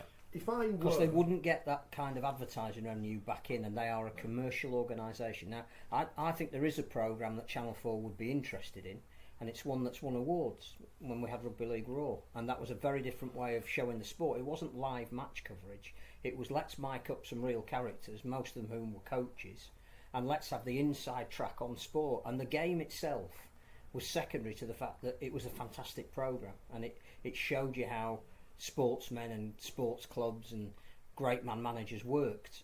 But it was an hour's insight that you didn't need to know the sport.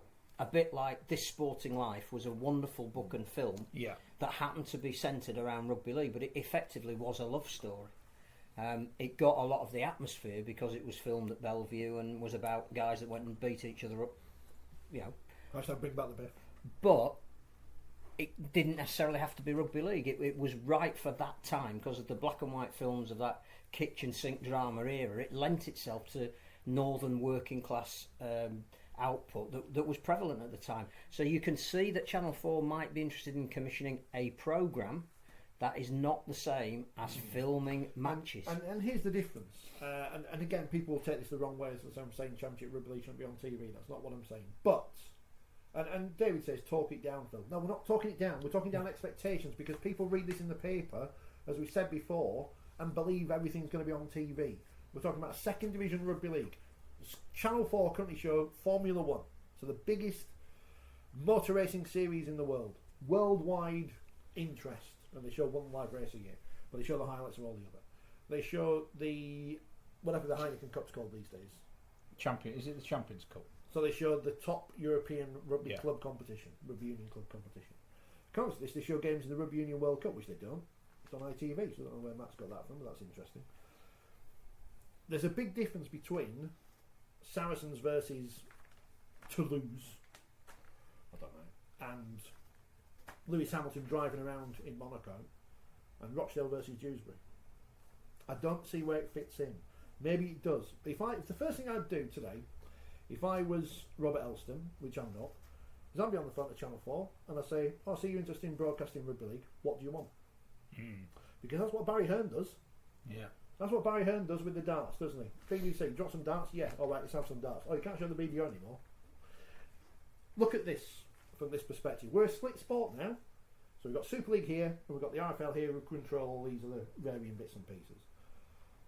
If I were Super League, I would not want on television a product which can be unfavourably compared to my own. And before people say, oh, the Championship's full of great games and this and that, I'm not saying it's not. But from a perspective, from people outside of our bubble, it's second division. It's second rate, it's second tier. I would want my product to be on that channel and not the opposition product. And that's what, at the moment, the Championship and Super League is. That's what the BDO is to the PDC.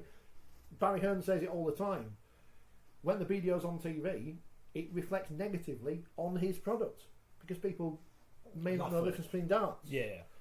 So if I were Super League, I'd be straight onto Channel 4 and say, all right, got some Rugby League, right, what do you want? Because let's face it, we're not getting any value off the Super League show, are we? And again, that's not a criticism. And at the moment, the Championship coverage we're getting on Sky is being paid for by a club that is likely not to be in the Championship next year. Exactly. So where is the money going to come? Are the other Championship clubs going to club together and say, look, take a bit out of our central funding, but make a television programme or give them enough money to film live games and we'll have the wherewithal to bring in new sponsors on the back of that?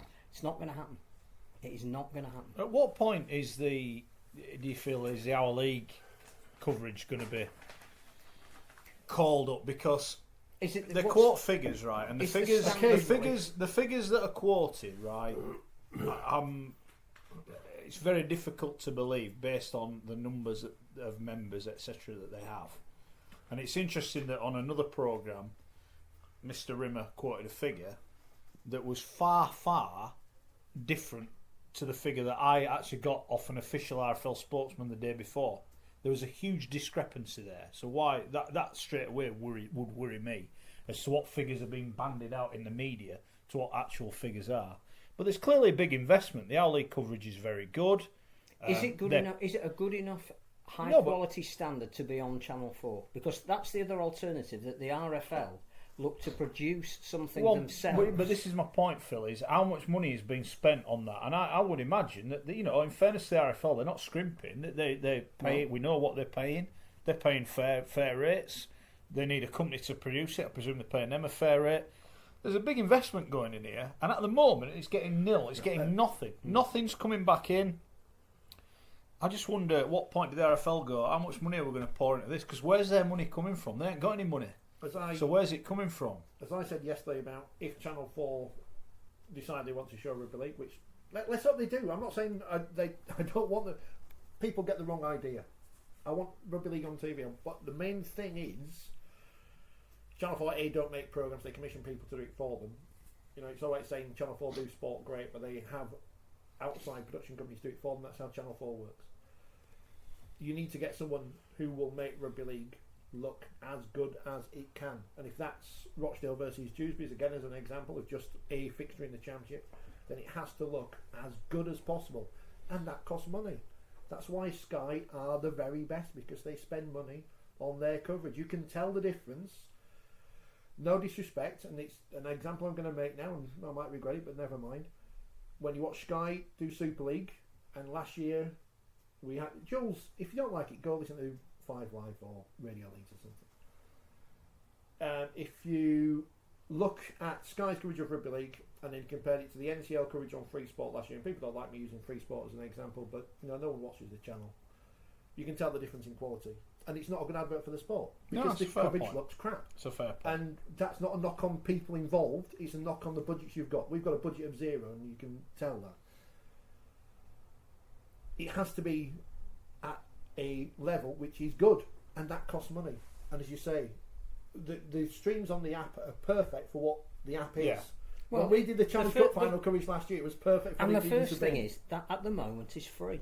So you're not entitled to quality. If you get quality, that's brilliant. But if you're not paying for it, you're not entitled to anything. It's like some clubs now give away their programmes maybe as part of a newspaper, or do a deal whereby what you get given is free. You have no right to criticise anything. No. But if you then go to another ground and they want to charge you £3 for something, you have a right to expect the value of at least 4 or 5 articles that are worth reading because you paid for it. Now the thing with our league at the moment is, can they get to a point where they could sell that on to Channel 4, that they could be the production company for Channel 4? If they can, fantastic. But I think to do that, they're going to have to take money off the existing championship clubs to pay for it. Yeah. Because as you say, the money is not in the sport at the moment. Unless you find a sponsor like Soreen, say, who made the shirt the bash. That's a lot of malt loaves you've got to sell. You've got to sell a lot. Well, but that's what you've got to. How many can we sell to this target audience? Yeah. And if you can get Bachelor's Peas or Heinz baked beans to do it because they reckon they'll get double the amount of sales, great. But at the moment, just because the governing body may or may not have approached a broadcaster to say, would you be interested? A, that's not a deal, and B, we don't know Just the terms for a of bit that of deal. breaking news, we here at 4020 have spoken to Super League about a broadcaster. Well, I was going to mention this now because... So you could put that in the paper. That would be an equally newsworthy. We've had a meeting. And they could do it from the other way around. Say Super League have had a meeting with us. Yeah, they it's could just do. as true. They could do. As revealed on this programme at the start of the year, because we told you this and people don't listen, and it's very sad because we made you aware of it, and it's in the paper because Bill Coe mentioned it on Twitter the other day, and God bless him and all that, because we like Bill Coe and like all the people. Wish FM aren't going to be doing Rugby League in the very near future because they've been taken over by another company, and that's going to happen across Rugby League, I'll put it that way. It's not good, but we warned you. We did. Right, we'll move on. We'll have a chat about the championship because it's getting very tight. And I watched the Toronto game the other night and thought, Featherstone, without 2 of their best players, could quite easily have won that game with a little bit more composure at the end. They could have won it. It's not over yet, is it? It's not over. Like Super League, Toronto dominating like Saints are, and there's no guarantee they're going to win it. They could win the League Leaders' Shield this week, couldn't they? As early as this week, because they're already 11 points clear. But you've got to hit form at the right time. And Featherstone were great, but at what point did Toronto get tested before the real intensity of the games of the playoffs? Because that is the one thing that might find them out. It is. What do you make of it? Do you watch it, Ledge? If I'm honest, I don't like watching Toronto. Why? I just don't like watching them. It's fair enough. I just can't. Do you think they're going to win the championship? Yeah, they'll win it easy. They would have learned a lesson from last year, so from London, whether it was an attitude thing from them. But you look at the players, what they've got, and the coach. Correct. Absolutely. Yeah, but they've played at home recently. They played Toulouse the other week. Toulouse had about 7 of their first choice players missing, and still, obviously they could have won the game, but they weren't a million miles off. It took a try with 3 minutes left to wrap it up. They only just won on the weekend. I've got a feeling, you know. I've got a feeling they're not going to win You it. think they'll get turned over? I think someone will beat gonna them. turn them over, I don't watch them. You know, when I have tried to watch them, I'm just don't do nothing for me. Are you all going to get promoted? But is that because a lot of it is you feel one-sided and it's not a you know, contest? to be honest, yeah, exactly. The words are exactly right there. You don't feel as though that it is going to be a contest, and you know what the result's going to be at the end of it after 80 minutes. Toronto are going to win. Depends on how many. Another 8,000 in the ground. Oh, the crowds are great. Fantastic. The crowds are great. They're enjoying what they see. They are. And it's 15 in a row that they've won, and every game at home. So clearly the home fans like what they see. But who has got the armoury to beat them? Do you think? Toulouse, Fev, Lee, chucking York and Bradford. Featherstone will be interesting as to how many of their players that are currently on dual registration will be allowed to stay with them for the playoffs. Well, look at him. Well, Ashton Goldie's not going to play for Leeds, is he? I've got more chance of playing for Leeds than he has. Yeah. Nice to see him, actually. Forgot what he looked like. Yeah, he played all right. Who else was there? How's he playing for Featherstone? Is he playing all right? He did all right. Played all right the other day, what I saw. Yeah, playing well. I don't know. The way he's playing at Featherstone, should he be getting a go at Leeds? With Jack Walker as injury prone as he is, Yeah. and I say that with the best will in the world, he's brave as a lion, but he does pick up a lot of knocks. He's only a little kid, isn't he? So these things happen. Take some whack. I would have him Golding. Yeah, I would. And remember when we were told, you know, when Jack Walker was going to sign his deal, Leeds wanted him to play at half-back, and he won't play at half-back, apparently. But Leeds still give him a contract anyway.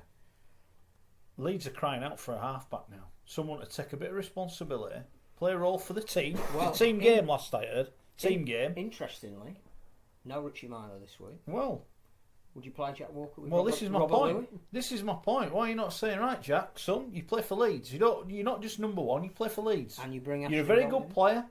Very good player. No one's disputing that. But what we feel is you're going to do a better job than our current incumbent of that position. Or who can't play this week. Can't play this week. So you're going to play at 7. We're going to play Ashton Golding at full-back. Why are they not doing that? Why have they not tried it? Why did they not try that when they were struggling like hell? Why is Ashton Golding being bombed out at Leeds? The only people that can answer that are the people that have bombed him out, and I have no idea. Well, that was Gary Etherington. But what's interesting is that Ashton Golding made a really good fist of playing hooker for Jamaica, and may well even play hooker for Jamaica when they play England A.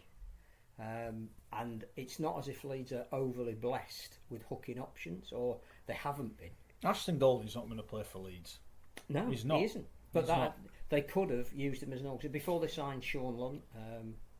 Ashton Golding, whenever I've watched him, right, he's had a couple of indifferent games, had a couple of shockers, he's had a couple where you think, wow, this kid's brilliant. A couple of times on the he's a bit up and down, suspect, but other than that, you couldn't. But can you ever question him not tipping his guts in for Leeds? No. And when we've seen Leeds a few times recently, you could say some of them lads are not tipping. Well, I think it. the other thing, he's been 18th or 19th man for the last few weeks, and then gone on to play for Featherstone. But might as well have Rich at 18th man. But when the team come out and acknowledge the fans, the guy who does it the most enthusiastically, and he did it at Castleford, is Ashton Golding, and he's not even playing.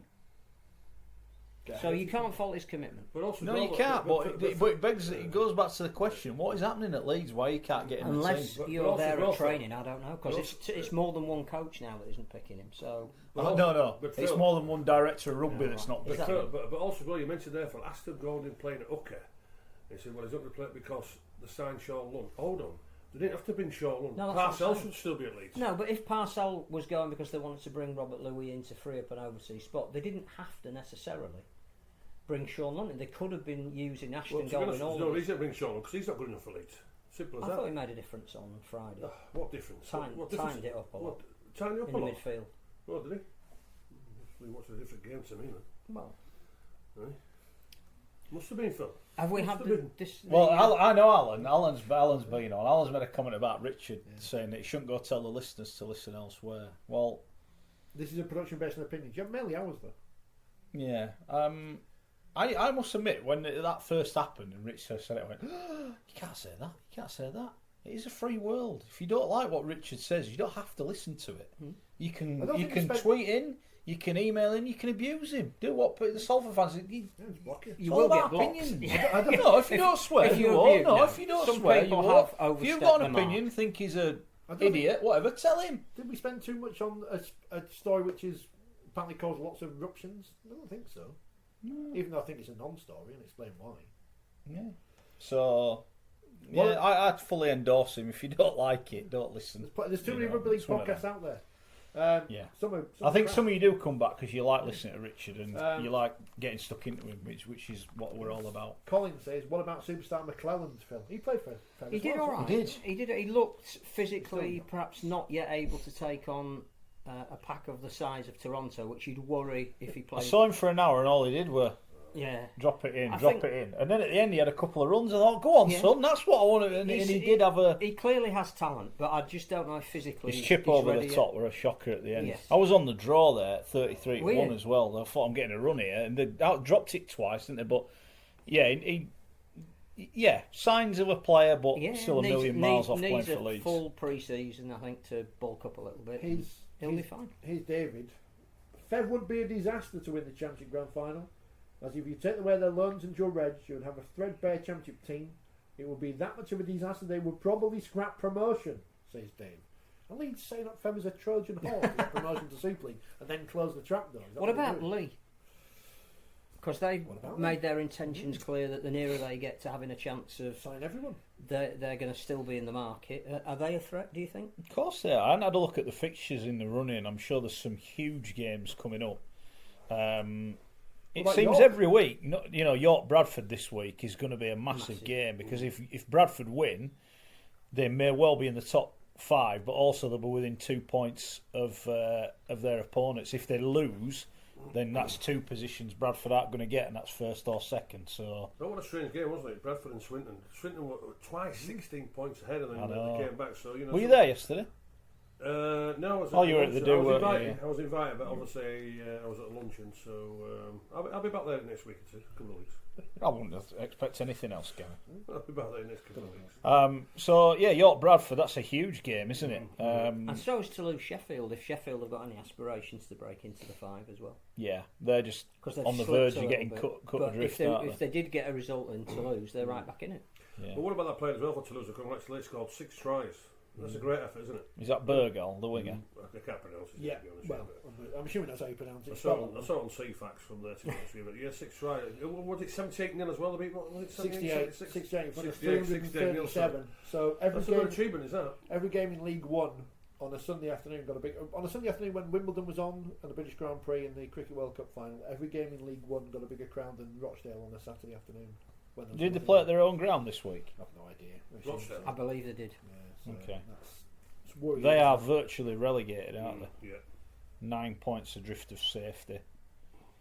Although the other place is still up for grabs. Yeah. So Alan Kilshaw, who they got rid of last year, who was doing a good job. Sacked the new coach, and now they're just floundering. They sacked that forward as well at Rochdale. He's gone back to Whitehaven because I saw him play last week, and yesterday he was the man of the match against and 3 points clear. He scored 2 tries himself on this sort of thing. I just don't get it. Don't get it. Witness not saying lucky, that's the wrong phrase to use, but it's a good job they've got that positive points difference at the minute, isn't it? Because they could get sucked into this one, especially playing Toronto this week if Toronto are in the mood to put a score on them. Well, Barrow play Swinton, don't they? Although Swinton are going very well at the minute, we must admit that. But if Barrow were to get a result there, then you're only 1 win away from disaster. Or 1 defeat away from disaster, should I say. Lots of Widnes fans not happy on social media yesterday because they got obliterated at Halifax. Well, I think that was a result Halifax needed, not just to avert the slide towards the bottom half of the division, but obviously they have a cup semi-final coming up in a fortnight. You've got to be going into that in some form. Yeah. But I mean, I know what you're going to say, but Halifax, no matter what form, and they're not going to get anywhere near St Helens. But 38 the handicap. Where are you going? Oh, I'm going St Helens by 54. 54. 50 plus. No danger. No danger. You look at the way that St Helens side are playing. You look at the form. No, I think you're right, but I just look at the power of it, the mobility, the creativity, the halfbacks, and the speed of mate. This is going to be embarrassing. It is. They won't take the foot. It's almost a shame, like you said at the time, Phil. They won the big game against Bradford. Exactly. They got the plum draw, whatever. Yeah. They were always going to have a massive ask, and now they've had to wait 9 weeks to get their backsides handed to them. What you wanted 3 weeks after, everyone goes party time. We've beaten Bradford. We don't care. and now And it's if your almost league like it's an form tails insignificance. off after that, it Yeah. doesn't really matter Yeah, because it you've had your day in the sun. Correct. Yeah. But if your league form's tailed off and then you have your day in the sun, I think it's even harder. So if they needed to stop that slide Absolutely. this week. Yeah. But they're not going to get anywhere near St. No, It's no. going to be 50 plus, and that's not disrespect to Halifax, but it's just the sheer quality what St Helens have I got think from 1 to the 17. problem for Halifax is what happened to St Helens at this exact same stage last year, where they probably did underestimate Catalan going into that game. And, Halifax But and Catalan Catalans, were just Yeah, starting to get better. but half weren't an they? hour into that game, they'd lost it because Catalan had made such a great. but Phil, They're Halifax not and Catalans. No, but Saints aren't going to make that same mistake again. Which Well, to be honest with you, he wasn't an attitude if it was in. It was just that the Catalans were far better. The forwards just literally battered And them. you look at and Drinkwater played off the back of the forward. A brilliant kicking game. Yeah. So, Catalans better, but Halifax won't get anywhere near. No disrespect to Halifax, you have your day in your son. Talent's got semi-final, but Who do you think? Do you think the Bulls will get in?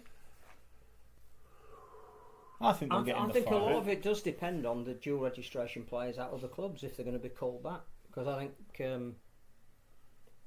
that could mean that Featherstone might struggle a little bit more than they have been in the last couple of weeks, and that would open the door for a club like Bradford. But Who have Fev got from Leeds that played last week? well, they can Wellington Albert, but it's not who they've got; it's who they can take. Well, McLennan's not going to play for Leeds, is he? This year, I wouldn't have thought. No, but if Leeds say, well, we want Wellington Albert back in case we get an injury, Yeah. we want Ashton Golding, we don't want him playing for Featherstone just in case we need him because Jack Walker, might get injured. But it's who they're left with. They can take whoever isn't involved in the Leeds matchday squad at the moment, but it will have an effect. So, but as you say, there are so many fixtures between those teams coming up that they're going to be self-determining. They are. Toby says, would it be a good move for Robert Elson or Ralph Remy if they had an official Twitter account? Probably not. No. Remember the referees? Judging by the amount of abuse I got this weekend, no. Same I sort of I thing just as don't. If I was actually famous, I wouldn't have Twitter. Honestly, it's horrible. It's a horrible place. I would not. It's a horrible place. yeah, it's good fun. It's good fun. Says a man who Says doesn't a even man know who what doesn't- Twitter is. Yeah, exactly. It's good fun. Yeah. You read. I tell you what. You sit at home, right, and read your replies with your daughter for a week, right? I guarantee you'd shut your account. Some of the stuff people say to you on there. Well, I do know what to say because my daughter and son do read it, but It's not nice. It's a No, horrible not. place. I know Social it's media not. is horrible. Yeah, I It agree. is Listen, horrible. mate, I agree with you because unfortunately some people don't realise that you have got a son and a daughter. You've got grandkids. Yeah. Obviously they won't But need it's that. respect But then, as but well. of course it There's is. no reason for Yeah, of people course you it don't is. know. Mm, You of course shouldn't it is, disrespect them. And it's not nice for what my daughter and my son read.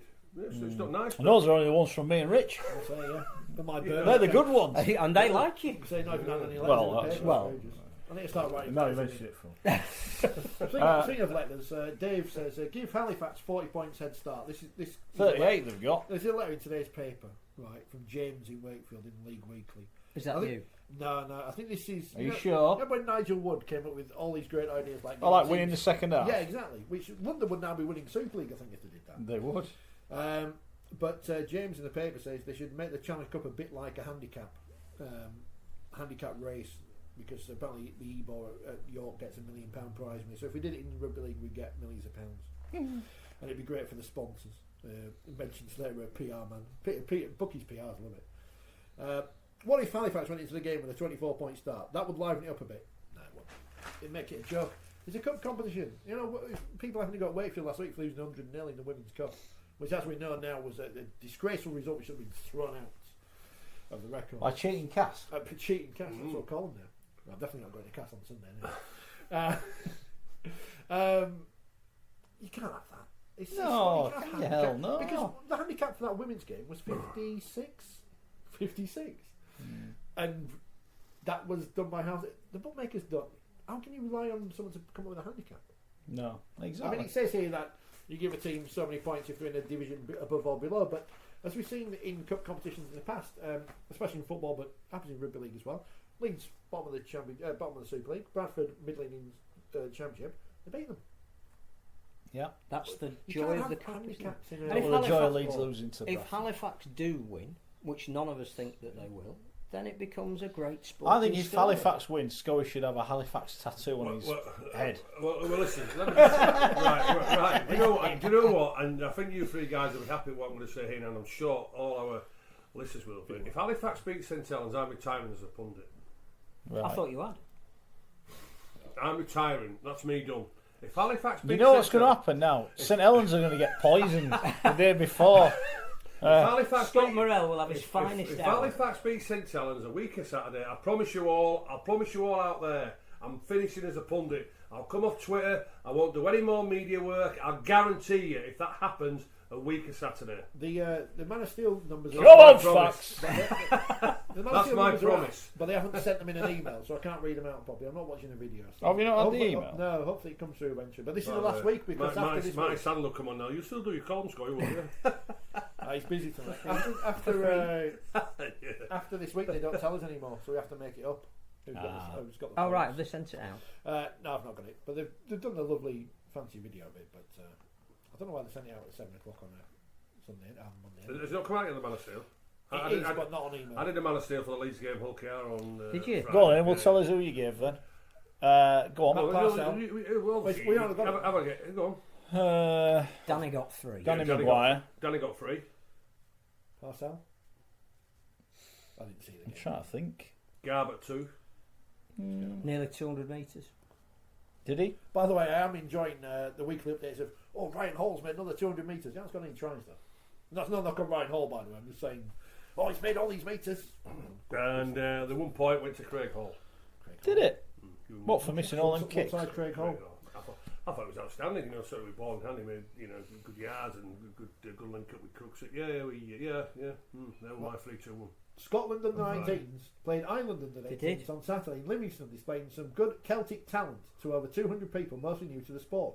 Bit unusual when we went for a drop goal after 20 minutes to put us 1-0 ahead, says Alex. Go on, the lads. 10-1 Ireland at came half out with a time. 24. First score, hold on. First score in play, drop goal, 33-1. Yeah.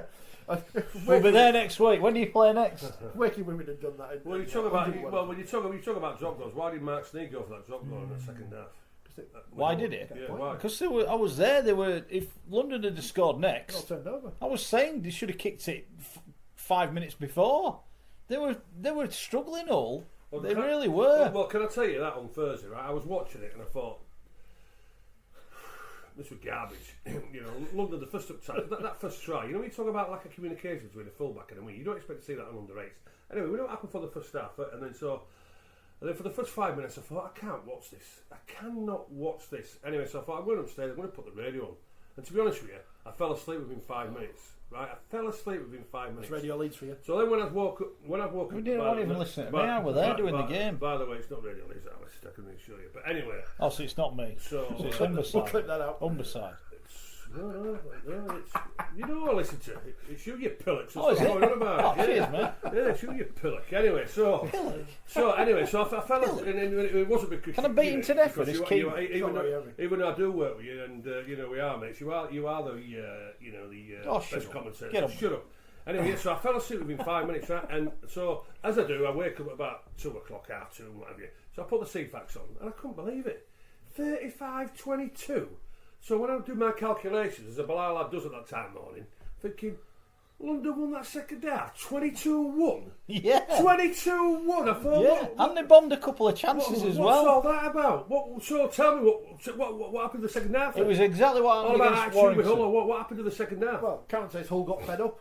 There you go. All were great first half. Yeah, I saw the first half. Did you watch it till half time? I saw the first So half. London looked like they were going to score, and Largo gets the breakaway. Yeah, I saw the first half. So like last week, London were 34-0. 36-0 down at half time. Yeah, This week 34-0. 34-0. Yeah, I saw it. Come out second half, a lot more purpose. Drive it, try within a couple of 5 minutes. I think they scored.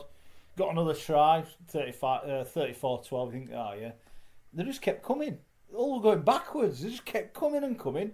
All got a couple of penalties. First tackle, dropped the ball in the 20. You think, hang on, if they score here, London, and then they scored again, and you think, but I think Dixon missed the kick, which meant they still needed 3 tries, Oh, right. and I think that killed it off a little bit. Right. And so they. So the second half performance then, i.e. from both sides, Hull's attitude on London were just like the Hull were, good. Farimo and Nalago both dropped the ball inside their own 23 times in the second half. They could not catch a cold, either of them. Right. They were awful. Right. So London were like Hull, if you like. Hull were like London were in the first half. Right. Yeah. I couldn't believe it. Jason 22. But every in the time you second write half. them off London, as in you think, oh, this lot are gone. If they play like they did in the second half, they will dig out some wins. But looking at first half performance, so they say that first try with no communication between Dixon and the winger Williams, and then the first up tackles. Jeez, they were absolutely. Well, they couldn't tackle soft. Josh Griffin, could they? And Morgan Smith now out for the season. Or is that confirmed? He's Is gone, it? Done his shoulder? but still, if some of these guys are bigger than you, go around the legs, they'll fall over. They fall over. The first up tackles were absolutely soft. They were. Yeah. But again, I didn't see the second half, and 22-1, I thought, what, he's going for a drop goal? What for? What for? Yeah. Get his name in the paper again. No, You know it what I was. mean? It was literally getting to that point. Where Yeah, so the question is, it wasn't. They weren't quite Was it close needed? enough, but it was. Yeah, I thought it was the right thing to do. Right. Yeah, it was the right thing to do. Just stop the run. Right. Yeah, pretty much. Yeah, just take another 2 minutes out of the game because a minute to restart, then you get the ball back. That's what it was Right, like. so then, obviously, the question is, the old saying is to put the cue on the rack, or they didn't, the attitude again. So, what did Rana say in the press? I didn't go in. I I didn't go in. I don't think he was very happy. It was another of those press conferences where he said the difference between when they're good and when they're bad is too much. There's no in between. Yeah, right, okay. Right. What's happened to Jake Connor? Because he was really good a few weeks ago and seems to have gone off the ball. Yeah, he played at 6 again. He didn't have a good game, I didn't think. He My certainly own didn't the opinion. week before. It's a bit out of They form. need at to the minute. decide where they want to play him for the semi-final. Phil, in you've just 2 hit the nail weeks. on the head there. They need to say to Jake, right, this is where you're going to play. Yeah. So he knows himself. So then he can become the player. What everybody thinks, what's inside Jake Connor. Does that make sense? Yeah. He needs to be told whether he's going to be a centre, looks forward, or stand off. Because it's not fair to the kid, to be honest with you. For the He doesn't time know where he's at, being, does he? I think he's better at centre. I agree. Yeah, I do. Yeah, I agree. Yeah. I thought he deserved a chance at 6, but it seems that it's almost like being so close to the action inhibits him a little bit. Yeah. Put him a Less little is bit more, wider. I think. Less is Give him more. some decent ball and it can kill you. Yeah, less So- is more with him. Well, that's Become a world class centre. Right, well, let me just say this. Because I don't know anybody else who was a centre that became a standoff, do you? Yeah, he sat next to him. Oh, Right, yeah, so. that's What, Richard Shaw, right? Well, yeah, exactly. Mark Proper Wilson. winger But became this a is prop. what. This, But you have to be a well, world class centre first before you became a standoff. I agree. Yeah, but right. So the two factors there with Jake Connor, and it's what I saw on Friday night at Leeds. Jake Connor, yeah, if it's a standoff, he can't be getting at first man. He needs to be at least 25 yards away from that ruck area. When I watched Leeds on Friday night, the shape was absolutely, totally wrong. First of all, Trent Mirren being the first man passing the ball, too slow, no good. That is Richie Myler's job from there. And then the second point what I saw was Robert Louis was getting the first man, hitting Richie Myler out wide from there. Richie Myler's not the creative player, so Robert Louis quite clearly needs to be the second man out from there because he's the creative player like Jake Connor should be, about 25 yards away from the hook area. And Richie Myler, as what he is, feed him, go down the middle of the field and be a support player because he couldn't create anything. Can't create, but the shape and the speed of the balls going out wide was absolutely useless for our team on Friday night, and the shape of it was totally wrong. You can't have Mirren at the first man passing the ball because he's too slow, and Robert Louis, he's the main creator, he needs to be outside Richie Myler and he can't be the second man from there. Can't be, he was just too slow and no creativeness whatsoever. How impressive was I do Paul think, Carroll? I was just going to Very say, impressive, I do yeah. think that what really hurt Leeds was how good Hull came out. I agree. Particularly their speed and turning the ball inside a lot. Keeping the ball alive. Yeah. Lovely. You look at Lovely that to watch. But brilliant. But the forward pack, Moss was sorry, but Araki, he's playing the best form under Tony Smith now for the last month. The best he's played for 4 years. Yeah. But that's just enjoyment. What a coach is giving you, that sort of freedom, to play and express yourself. I think Danny Maguire afterwards was saying there's still a lot of work that they need to do on defence, that they are conceding too many points. But one They thing score enough to win one games. thing they're don't not going to do is change their attacking anyway. And Tony's come in and said to them, like he did at Leeds in 2004, if you want to have fun attacking, you've got to defend as well. You can't just do one side of it. Yeah. And gradually they're getting to be able to balance that out. But it's a hard thing to do when you're in season. Quinlan's made a massive difference coming back because he's another outlet that his speed and again on the back of people like what Maguire's doing, to have Quinlan then to come in on. But I thought Drinkwater had his best game of the season. Yeah. Well, again, Because he wasn't just kicking, he was actually creating. Absolutely, but what he was doing though, he was letting Maguire be the main organiser, so he was just like being the support player. But that's what it if is. he saw a chance to run, I think was it the first of Lynette's tries, it was Drinkwater who was the provider from that, putting a beautiful pass. Right. Also as well, what I'm going to say here, what Leeds have to do is what Steve McNamara has done to Marty Smith, right? Richie Myler should not put another Leeds shirt on. Well, it's going to be interesting this week. When Richie he can't Myler. Now Leeds have to. What about that forward pass? Look, Richie, you know, dropping the kick off. As McNamara's done, he's grown. So who? Hold on, I'll answer that. But what Richie's got to do, he's got to grow the crystals like McNamara's done. Matty Smith won't play for the Catalans again. Richie Myler now for the rest of this season should not play for Leeds, and so the half-back partnership should be. And he's not been quality. Put Liam Sutcliffe at 7 and Louis at 6. Is Liam a bit big for a 7? Listen, has he got the hands? Yeah, he's got a good pair of hands. He's functionally Sutcliffe. That would be my hat. That now I will be saying to Sutcliffe and Louis, this is a half-back partnership now for the rest of the season. Us moving forward to avoid relegation. Richie Myler, like Matty Smith at the Catalan Dragons, and come on, Denise, if you want to come on, you can come on. Richie Myler should not put the shirt on again for Leeds anymore. So then in 2020, it's Louis and Gale as the half-backs at Leeds. Is that what we're? Why has Gale come to Leeds? I don't know. Right. So Rich seems to know more than a lot of people at the only minute. About women's rugby. I don't know anything about men's. Okay. We should pay homage to Salford for their magnificent victory. Fantastic victory. Against all the odds. And again, Jackson Hastings, we haven't had the marks yet, but I'd be very surprised if he hadn't got the 3 from the reports and the highlights that I saw. Absolutely tore Warrington apart. Yeah, he did. But again, you talk about consistency, and Warrington, the bought Blake Austin is the final piece of that jigsaw. England's Blake Austin. The final, Great Britain Blake Austin, but the final piece of the jigsaw.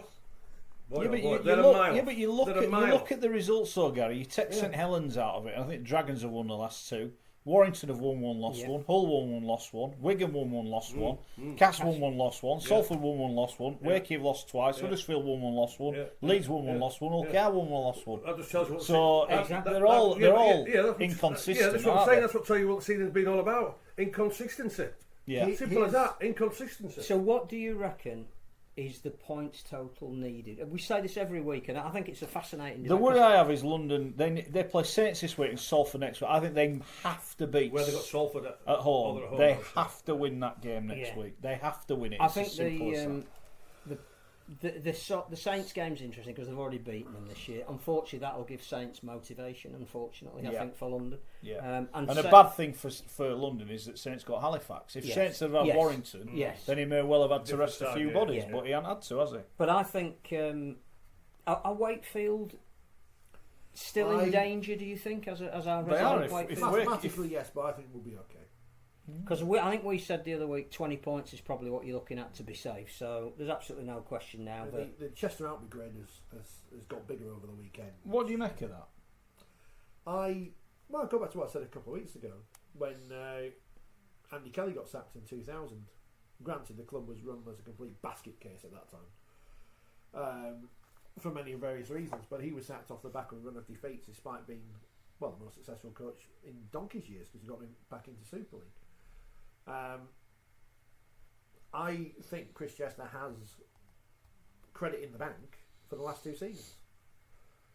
I think what his team is missing at the minute, what my team is missing at the minute, is the hard work of the likes of Matthias Hurst and Tino Arona, which you don't notice until they're not there, and players in the squad aren't stepping up to do that. And there's still a lot of busted players who are trying to get back to full fitness while actually playing. Yeah, and it's not easy. It's not the right environment. The halfbacks aren't firing, as I said. Miller and Brough weren't working on Friday. But is that on the back of the fact that the forwards aren't giving? I don't know. The thing about these calls for people to be sacked is it's the easiest thing in the world. Who would be the replacement? There isn't anybody out there at this stage of the season that could do a better job than Chris Chester. Again, this is where people get what I say wrong about Jason Dimitri. I'm sure he's going to be a great coach in the future, but just because he used to play for Wakefield and was a great figure at Wakefield doesn't mean. But if he came over with 7 games of the season left, most likely 6, with the same players that are all injured or whatever, how is it going to make a difference? I just don't want to happen at Wakefield what happened to Kieran Cunningham at St Helens, where people think of Kieran Cunningham now and think, well, he was a great player, but ... Yeah. I never. I think Wakefield desperately need a win, and I think with one more win they are. Who have they got this week? Wigan on Thursday night. They've got a really tough run of fixtures. Tough run. I think Because the problem for Wakefield as well is that Huddersfield play Hull Cow, so one of those teams He's going to win. is probably going to be on 18 points. Yeah. There could be a draw, They could but the be. likelihood is that they're pulled back into it if they don't beat Wigan. No, they need to keep that points difference. And then Huddersfield play Leeds the week after. Yeah. So you could do. And this is my worry for London is they need a win Yeah. in the next couple of weeks, otherwise they're going to get cut adrift. That's the worry I've got for London. Yes. I think that you, having seen it, I didn't see all the game that you were at on Thursday, just a bit of it in the highlights, that London seem a tired team, and I think Danny Ward took over responsibility for changing the team. I think he felt that he had to change the team I think he to left, freshen it up. he left Walker and out. he was really good about saying, I think it was my fault. I think he had to change that team. Yeah. I think he might just be wanting to give a couple of people a kick up the backside as well. But the trouble is, he hasn't really got the latitude to do that now. Well, maybe he wrote it off, but he's picking his battles coming up. But like you said, the next battle he's got is probably harder than playing Hull away. Yeah, but they've got to beat. I think they've got to beat Salford. Much Yes. as you like of our Salford listeners. Well, I don't think Salford will get beaten again this season. I think they'll win every game by 40. They're going to win the grand final. 46. I think as a sport, we need to get out of the mindset that just because someone used to play for your club and was really good for your club means they'll be good either A as a coach or B as an administrator. Because look at Leeds, and they've got a couple of them. Any good pubs in Leeds? Not the Skyrack apparently. Well, that's not what the staff say. It's alright, the Skyrack was in there. I was saying yesterday. There you go. I knew you'd like Alright. it. Maybe that's why they didn't like it in there. Who did you like in there? No, move on. But not every great player is going to be a great administrator nor a great coach. Yeah. You love it Yeah. for whatever reason. Right. Are we on a What are you pointing prediction? at me for? Daisy's happy because Morgan Smith's done another 2 years at London. Which is So great. very good. But I Sold think him anyway. Why is he out? What's he done? he's Shoulder. dislocated his shoulder. Oh, it's this okay. Matt, this is the last Man of Steel table we will see. Oh, yeah. Because, and I haven't got the numbers because they haven't come through yet. Some have, I've seen. I think yeah. Jackson Hastings got Well, three. they are joint top now. Jackson Hastings and Blake Austin on 25 Sam points. Tompkins definitely got 3 for Qatar. Liam Watts is on 20. David Fafita 18, along with Lachlan Coote. Darrell Clark on 17. Johnny Lomax 16. Williams, Ratchford, Tompkins on 15. Kelly and Roby on 14. So that's the last numbers we will see. How far off the top is Lachlan Coote? He is, where has he done? 18. 25 minus 18. 7. 7 points. 7. I reckon he'd be my outside bet. He's just so consistent. Okay. Hashtag Man of Steel. Very good. Right. Let's have a look at the predictions this week then. So for people who just joined us for the predictions, because it's a standout bit, don't get upset, will you, if we don't pick your team to win? Because just because we don't pick them to win, don't mean we don't like them, or we dislike them, or we don't like any of the players, or we're rude. You know, Although sometimes we give an opinion. You know, And it's Monday. sometimes we're wrong. We haven't seen the 19-man Yeah. squads. We don't know. There are 12 teams. 6 of them will probably lose this week, so don't be crying if your team loses, because it isn't our fault. All right? Oh, and I get blamed every week. You do. Wigan, Wakefield, Gary. Thursday night, Wakey, out of form. Wigan, tail between their legs after that defeat. Got a few forwards missing. Can they bounce back against Wakey? Yes, without a doubt. As you mentioned, they're out of form, Wakefield. The halfback combination's not working, and something needs to happen there as well drastically. Whether one gets dropped from there, so one of them takes charge and takes control and gets the confidence of everybody around them. Yeah, Wigan, you know, we saw them the week before when they literally demolished Ilkeston Rovers. Last week playing against the best team in Super League by far, so not really a disaster against St Helens. Wigan, far too much for Wakefield. I'm going Wigan by 16. I think this is a free hit for Wakefield. I know that they're out of form at the moment, but I think they like the idea of being the underdog. I think it suits them a lot better than playing a game at home where they're expected to win. I think Wigan have got a number of injuries that, again, we haven't seen the final 90-man squad, but Joe Bullock could be out for the year and he's been really good for them. I still think Wigan will have too much. What we've seen of Wigan over the last few weeks is that they've now got the mojo to beat the teams that are below them. There's still an issue about the teams that are above them. But I think Wigan will get back on the horse and probably win it by 6.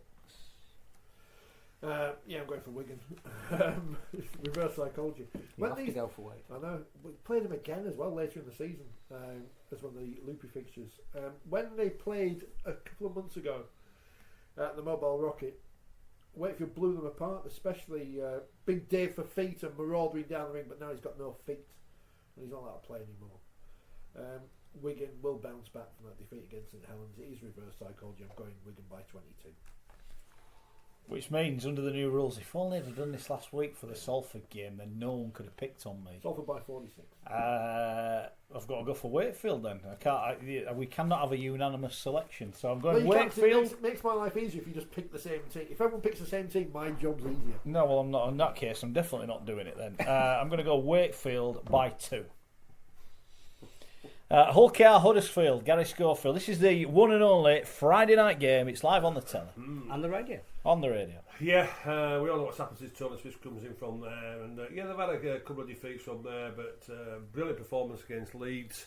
They'll carry that on, and I say with the form, everybody's got a smile back on the face. Huddersfield very inconsistent, great win against Salford, but yeah, got turned over by the Catalans. Can't see him going to Hull KR and getting the win. Just cannot see it. And I think the way Hull KR are going again, just with that expression, what they're playing, the big players are in good form, players are enjoying themselves. I think it's going to be easy for Hull KR. I'm going to Hull Rovers by 18.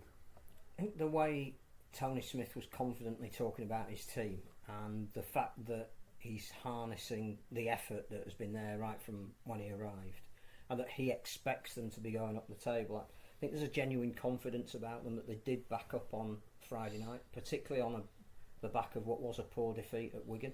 But this is a really big test for Hull KR because you pointed out quite rightly that everybody's inconsistent at the moment. And if Hull KR are going to go up the table like Tony Smith says they will, then they've got to win this game. Huddersfield have beaten them twice already, at home granted. Yeah. So I think this is a real test, more of a test for Hull KR than the way they played last week. It's a test mentally as to whether they can back that up this week. Huddersfield finished the game against Catalan with a bit of a wet sail. Apparently they were awful for an hour, really poor, but they very nearly sneaked it at the last minute, and that'll give them some confidence.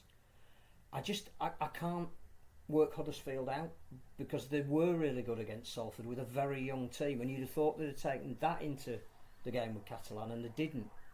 So logic says Hull KR will win this. I've still got this niggling feeling that there's something. Huddersfield, they've got a performance in them, but I just don't know whether it's going to be this week or not. I'm going to stick with the fact that we saw a great Hull KR performance, and I'll go Hull KR by 6, but I'm not 100% convinced with it. Right, Rich? I'm going for Hull Kingston Rovers. I remember being at this game. Do whatever you want, I don't care. I stopped keeping score when I brought the spreadsheet. I'm going for Hull Kingston Rovers. This was a big game, wasn't it, in the infamous Rovers relegation season? Yes. And just take a penalty. Yeah. In the £1 million game, I was there on Saturday afternoon. It was Saturday lunchtime game when Rovers lost to Huddersfield, one of Rick Stone's big games. You remember Rick Stone? But I think Rovers will win this one. But everyone's inconsistent, so I don't even know why I'm saying this. I should really tip Huddersfield, shouldn't I? But I'm going Hull KR to win at home by 8 points. I'm being ganged upon here. Absolutely ganged upon. We should change the order. No. Change the order. No. Yeah, that's a good point. We will next week. Yeah. But this week, I've got to go for Huddersfield. They've already beaten Hull KR twice this season. And you talk about Hull KR expectation. They got battered by a very good, granted, Wigan team, and there's a difference between playing Wigan at home and Huddersfield at home. Wigan away and Huddersfield at home. I think they'll have a crack with the Giants. I think they can cause an upset. I think pressure does funny things. It's all right going to Leeds away when you've got to win. The weight of expectation at home will be far greater. I'm going the Giants by 4. Right, moving on. Cass against Warrington, the legend. Yeah, well, Darryl Powell says he wants 7 from 7 for the last 7 games, so if the players buy into that and the confidence what they've got, decent win against Wakefield. I didn't expect it to win that easy, to be honest with you, from there. Warrington surprisingly got turned over against Salford. He'll want the reaction, will Steve Price, from there, but Darryl Powell has said it to his players, he wants 7 from 7, and I think this will be the start of that 7 from 7. I'm not saying he will get 7 from 7, but I think this will be the start of a bit of a run for Cass, and I'm going Cass to turn Warrington over. Not by too many, so it's just going, as our lens says, it's 7 for the Castleford Tigers. Warrington have to perform this week because they're going into their biggest game of the season next week. It's all right spending all the money, doing all the marketing. You've got to win. You've got to do it. And their run, I don't know what the form is last 10, but they'll have lost as many as they've won, I reckon. They need, if they are to seriously go into the game against Hull in the semi-final in anything like form, they need to put a marker down this week. They need as many fit bodies as they can out there. And I think, unlike Saints, who could rest a few before their semi, I think he's got to pick the team he's going to go in the semi with. So, I don't know. I think if Warrington are going to achieve anything this year, this is a kind of game they've got to win, because they have to put last week behind them and they have to prepare themselves for next week. So I'm just going to shade it for Warrington by 6. I'm going for the Wolves as well. Wolfie et al. Why did Castle kick off at 3:30? Someone told them the pits clubs years ago. Pubs. The pubs are open all day now. Unless Castlewood's just got its own laws. I mean, They've got their own laws. no, I'm not going to Castle on Sunday. I can say what I want. They've got their own laws. So I'm going to go with Warrington. Although Castlewood were good, and they wouldn't surprise me if they won. I think this will be a close game, and I've gone for Warrington by 8 points. I think the pressure's building on Warrington. Really is starting to build. Saints go from strength to strength. Warrington are crumbling. 1 or 2 injuries, 1 or 2 bumps and bruises. I think you mentioned a free hit for Wick. I think this is a free hit for Cass. I think they'll fancy this. I think Darryl Powell will have them whipped up. Good win last week. I think Cass will win by 8. Right, on to Leeds against Hull. Oh, here we go. In the Gareth Schofield derby. Is the shield for this? Is it shield Put it for up. Yeah, Every other club has it. What? No, it's a hubcap from Belle Isle. Go on. Bring it in with you. Well, myself and so far as the Leeds fans delight that Richie Marler can't play, and as I mentioned, he should not play again for Leeds this season for obvious reasons. It's there for everybody to see, and so it's an interesting Hull. They will want to make. They love playing against Leeds. Love coming to Headingley. They'll want to make sure that they get the performance, a confidence booster before they play the semi-final the week after against Warrington. But Leeds will want the reaction. They need a reaction. It's as simple as that. And as I've said a couple of times now this season, I'm going to give him another chance. Am I going to give him another chance this weekend? No, I can't. I can't give him another chance, unfortunately. I can't. And I think Hull, with the semi-final coming, they'll want to get ripped in. They'll want to make sure that Radford gets a near 80-minute performance as it can do. I can't take my team this week. I've got to take the black and whites. And Sneed, he will have an influence, i.e. with a kicking game. He'll have an influence with a drop goal. And I've got to go again, lads. I've got to go our Len, and it's 7. It's 7 for the black and whites. Every week before a cup tie, Hull have been awful this year. They have, yeah. That's a very good point. That they put in some of their worst performances of the season before they then put in a brilliant performance when it really matters the following week in a knockout game. And again, everything we say, which is nearly wrong every week anyway, is... Whoa, you speak for yourself. All right, I'll speak for you. I'm nearly wrong every week. I don't even know how you can pick this game without knowing what the squad's going to be, because I just don't know if Lee Radford is going to rest any players for the week after, which is the much bigger prize at this stage. I'm going to probably suggest that he will, and in that case I think Leeds will win by 4. As I'm going now, because I've been sent there, hey, can we get some things to break the band? It's me and plugs or something. I hope they're not going to be in the Women's Cup final. Like boycott if they're going. But despite the band, and despite obviously that Leeds in crisis is funny, they've got this really good record over Hull, haven't they? I seem to remember. Yeah. And I know these runs do come to an end sometimes. But I think Leeds. Why am I tipping? I don't even know. There's no explanation. Leeds by 2. Will Hull have one eye on the semi-final? I don't know. I don't even think... You look at Hull in the first half last week, Hull in the second half, they don't even know what they're doing in the next 10 minutes, let alone what they're doing next week. Someone says, well, we always beat Hull. Leeds got shown on Friday that they're still not a good team. Whatever you think of it, they're still not a good team. And that's where they are when they are, right? And we all know Hull, 3 out of 10, 9 out of 10. I've got a feeling they come to play. I get what you said about the cup. I do, and they did it. They chucked it in the week before and in both the last 2 games. I don't think they will. I think Lee Radford will be that angry with what happened last week, humiliated on the big stage. I think genuinely think that Leeds could get spanked at the weekend. I do. I still think they'll stay up, so it's not an anti-Leeds thing. I'm going to go Hull by 24. By 24. Yeah. If Hull come out and play 9 out of 10, Leeds got Say battered by Hull 46, KR, and Hull 46. KR bombed about 4 good chances the other day and all, and they battered you. Absolutely battered you. Leeds fans, and missed about 19 Leeds kicks at fans, goals. don't let Salford fans outdo you. Get Rick in, Leeds fans. Don't let the Salford fans outdo you. Did you go for Hull? Only by 7. Alright, okay. Yeah, but he wins either way, doesn't he? Salford. my Leeds. No, My London Bradford. Saints. Come on, we need to be My quick. I don't get paid overtime. Yeah, St Helens, they won't forget what's happened down London. What was 4 or 5 weeks ago from there. And yeah, they got the cup the week after, but they know it's Halifax. No disrespect to Halifax from there. St Helens will want revenge. London, yeah, they're nowhere near showing the form before they played St Helens. This would be a nice warm-up for Saints. I'm going Saints by 24. Yeah, I just think Saints are really hungry at the moment, and even if there are 3 or 4 young kids that are brought in, they'll be fighting for a place on the bench in the semi-final. I can't see them losing at London, and I think that the key is they lost there once before, and they want to put that right. I can't see Saints losing. Saints by 18. Saints will probably rest players because of the pitch or whatever, because everyone's got a pathological fear of 4G pitches. They're closing on the league leaders' shield. I can't wait to see their excited celebrations this year, and they will win on Sunday by 8 points. Which means you have to go for I London. will go for London. Wakey lost there twice this year. St Helens still had a good enough team to win last time. Don't make any bones about that. They had a good enough team to win last time. Last 2 weeks, second half, London have been good. First half, they've been diabolical. If they play like that this week, they'll be 50-0 down at half time. Make no bones about that. But I think they have got 1 or 2 bumps and bruises, Saints. Players that maybe are knocked up a bit, and I think he'll do what he did last time. I don't think he regretted. He said, I picked the team I thought could win, and the team on paper should have won. End of, it should have won. I think he'll leave some out. Don't matter if Saints lose. I think London will win by 6. Is that your official prediction as well? Yeah, you can stick that one down. By the way, who's leading our table? I've got to be leading. It's broken. No, it's broke. It broke because you actually got one right.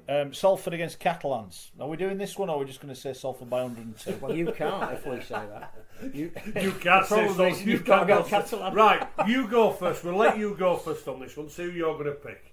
Because if we all go Catalans, you've got to go somewhere. Who are you going to pick? Okay, you right. go first. I saw a stat that said Salford have won 6 away games in Super League, the most they've ever had in the Super League era, I think, which is brilliant. Well done, lads. Which also means they've lost 4 times. They've only won 4 times at home, which isn't good enough. They're up and down, in and out. They always do what you don't expect them to do. I think Catalans, since they dropped Matty Smith on your advice, they've won the last 2 games. Don't be slinging me under the bus like with Kieran. I agree.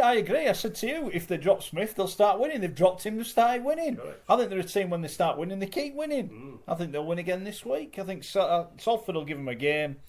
I think it'll be tight. But speaking through bitter experience, i.e. my wallet, when I backed Salford to beat Wigan, cost me a fortune. A game they should have won, didn't win. Twice they've lost at home to Wigan, who were at that point rubbish. Couldn't beat Wigan at home. Couldn't beat Huddersfield at home. Great win last week. The problem Salford have got on the league table will tell you. They do have great wins, and then they follow up with an indifferent performance. Pressure's on this week, and I think Catalans are arriving at the wrong time. And I think Catalans will win by 4. Well, I've got to agree with you. And I can't take Salford. I can't have Salford, to be honest with you. I can't even know that good win against Warrington. You just mentioned there, they're hitting the Catalan Dragons at the wrong time. Yeah. They will like to come and say that, you know, we've got the troubles on the road, but they will want to go to Salford from there. Plenty of confidence. And I think there's Catalans all the way, and I think it's Catalans by 10. Bearing in mind as well, Salford beating 46-0 at home. Correct. That's going to be reminded to a few players. Salford's best performance this season was in Perpignan. Yeah, They by a were million almost miles. faultless for 80 minutes Yeah. and played a wonderful brand of rugby that, even though they've had some great wins at places like Warrington, they've not replicated the way they played that afternoon. They were an absolute joy to watch. Can they do it again this week? Yes, I think they can. If Jackson Hastings plays, I think they are a different team. You're bound to social media pressure here, aren't you? I think Salford will win by 10. I was called a Salford hater by I was called worse by than that. a 4020 magazine columnist, and I said, "You send me a shirt, I'll wear it on the show. I don't care." I think Salford will win now. I don't know why. Maybe I just don't like. Maybe I don't like the French. Because you know you're allowed not to like foreigners in this country nowadays. So yeah, Boo the French. Going for Salford to win by 8 points.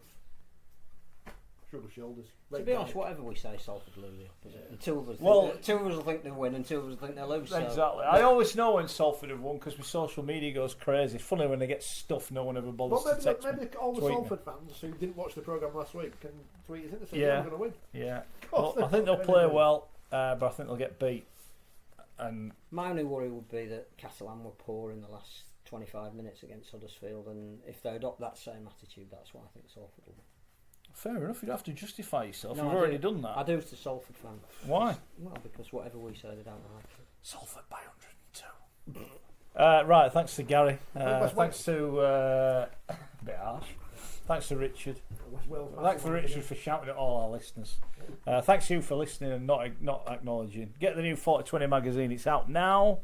There you go. 4020 magazine. Wayne Bennett on the front, picking Blake Austin. How dare he? How dare he? Thanks to Phil, who's put together said magazine. We will be back next week. Will Leeds still be in crisis? Will Wakey be in crisis? Or London have provided a massive upset? We'll find out. See you next week.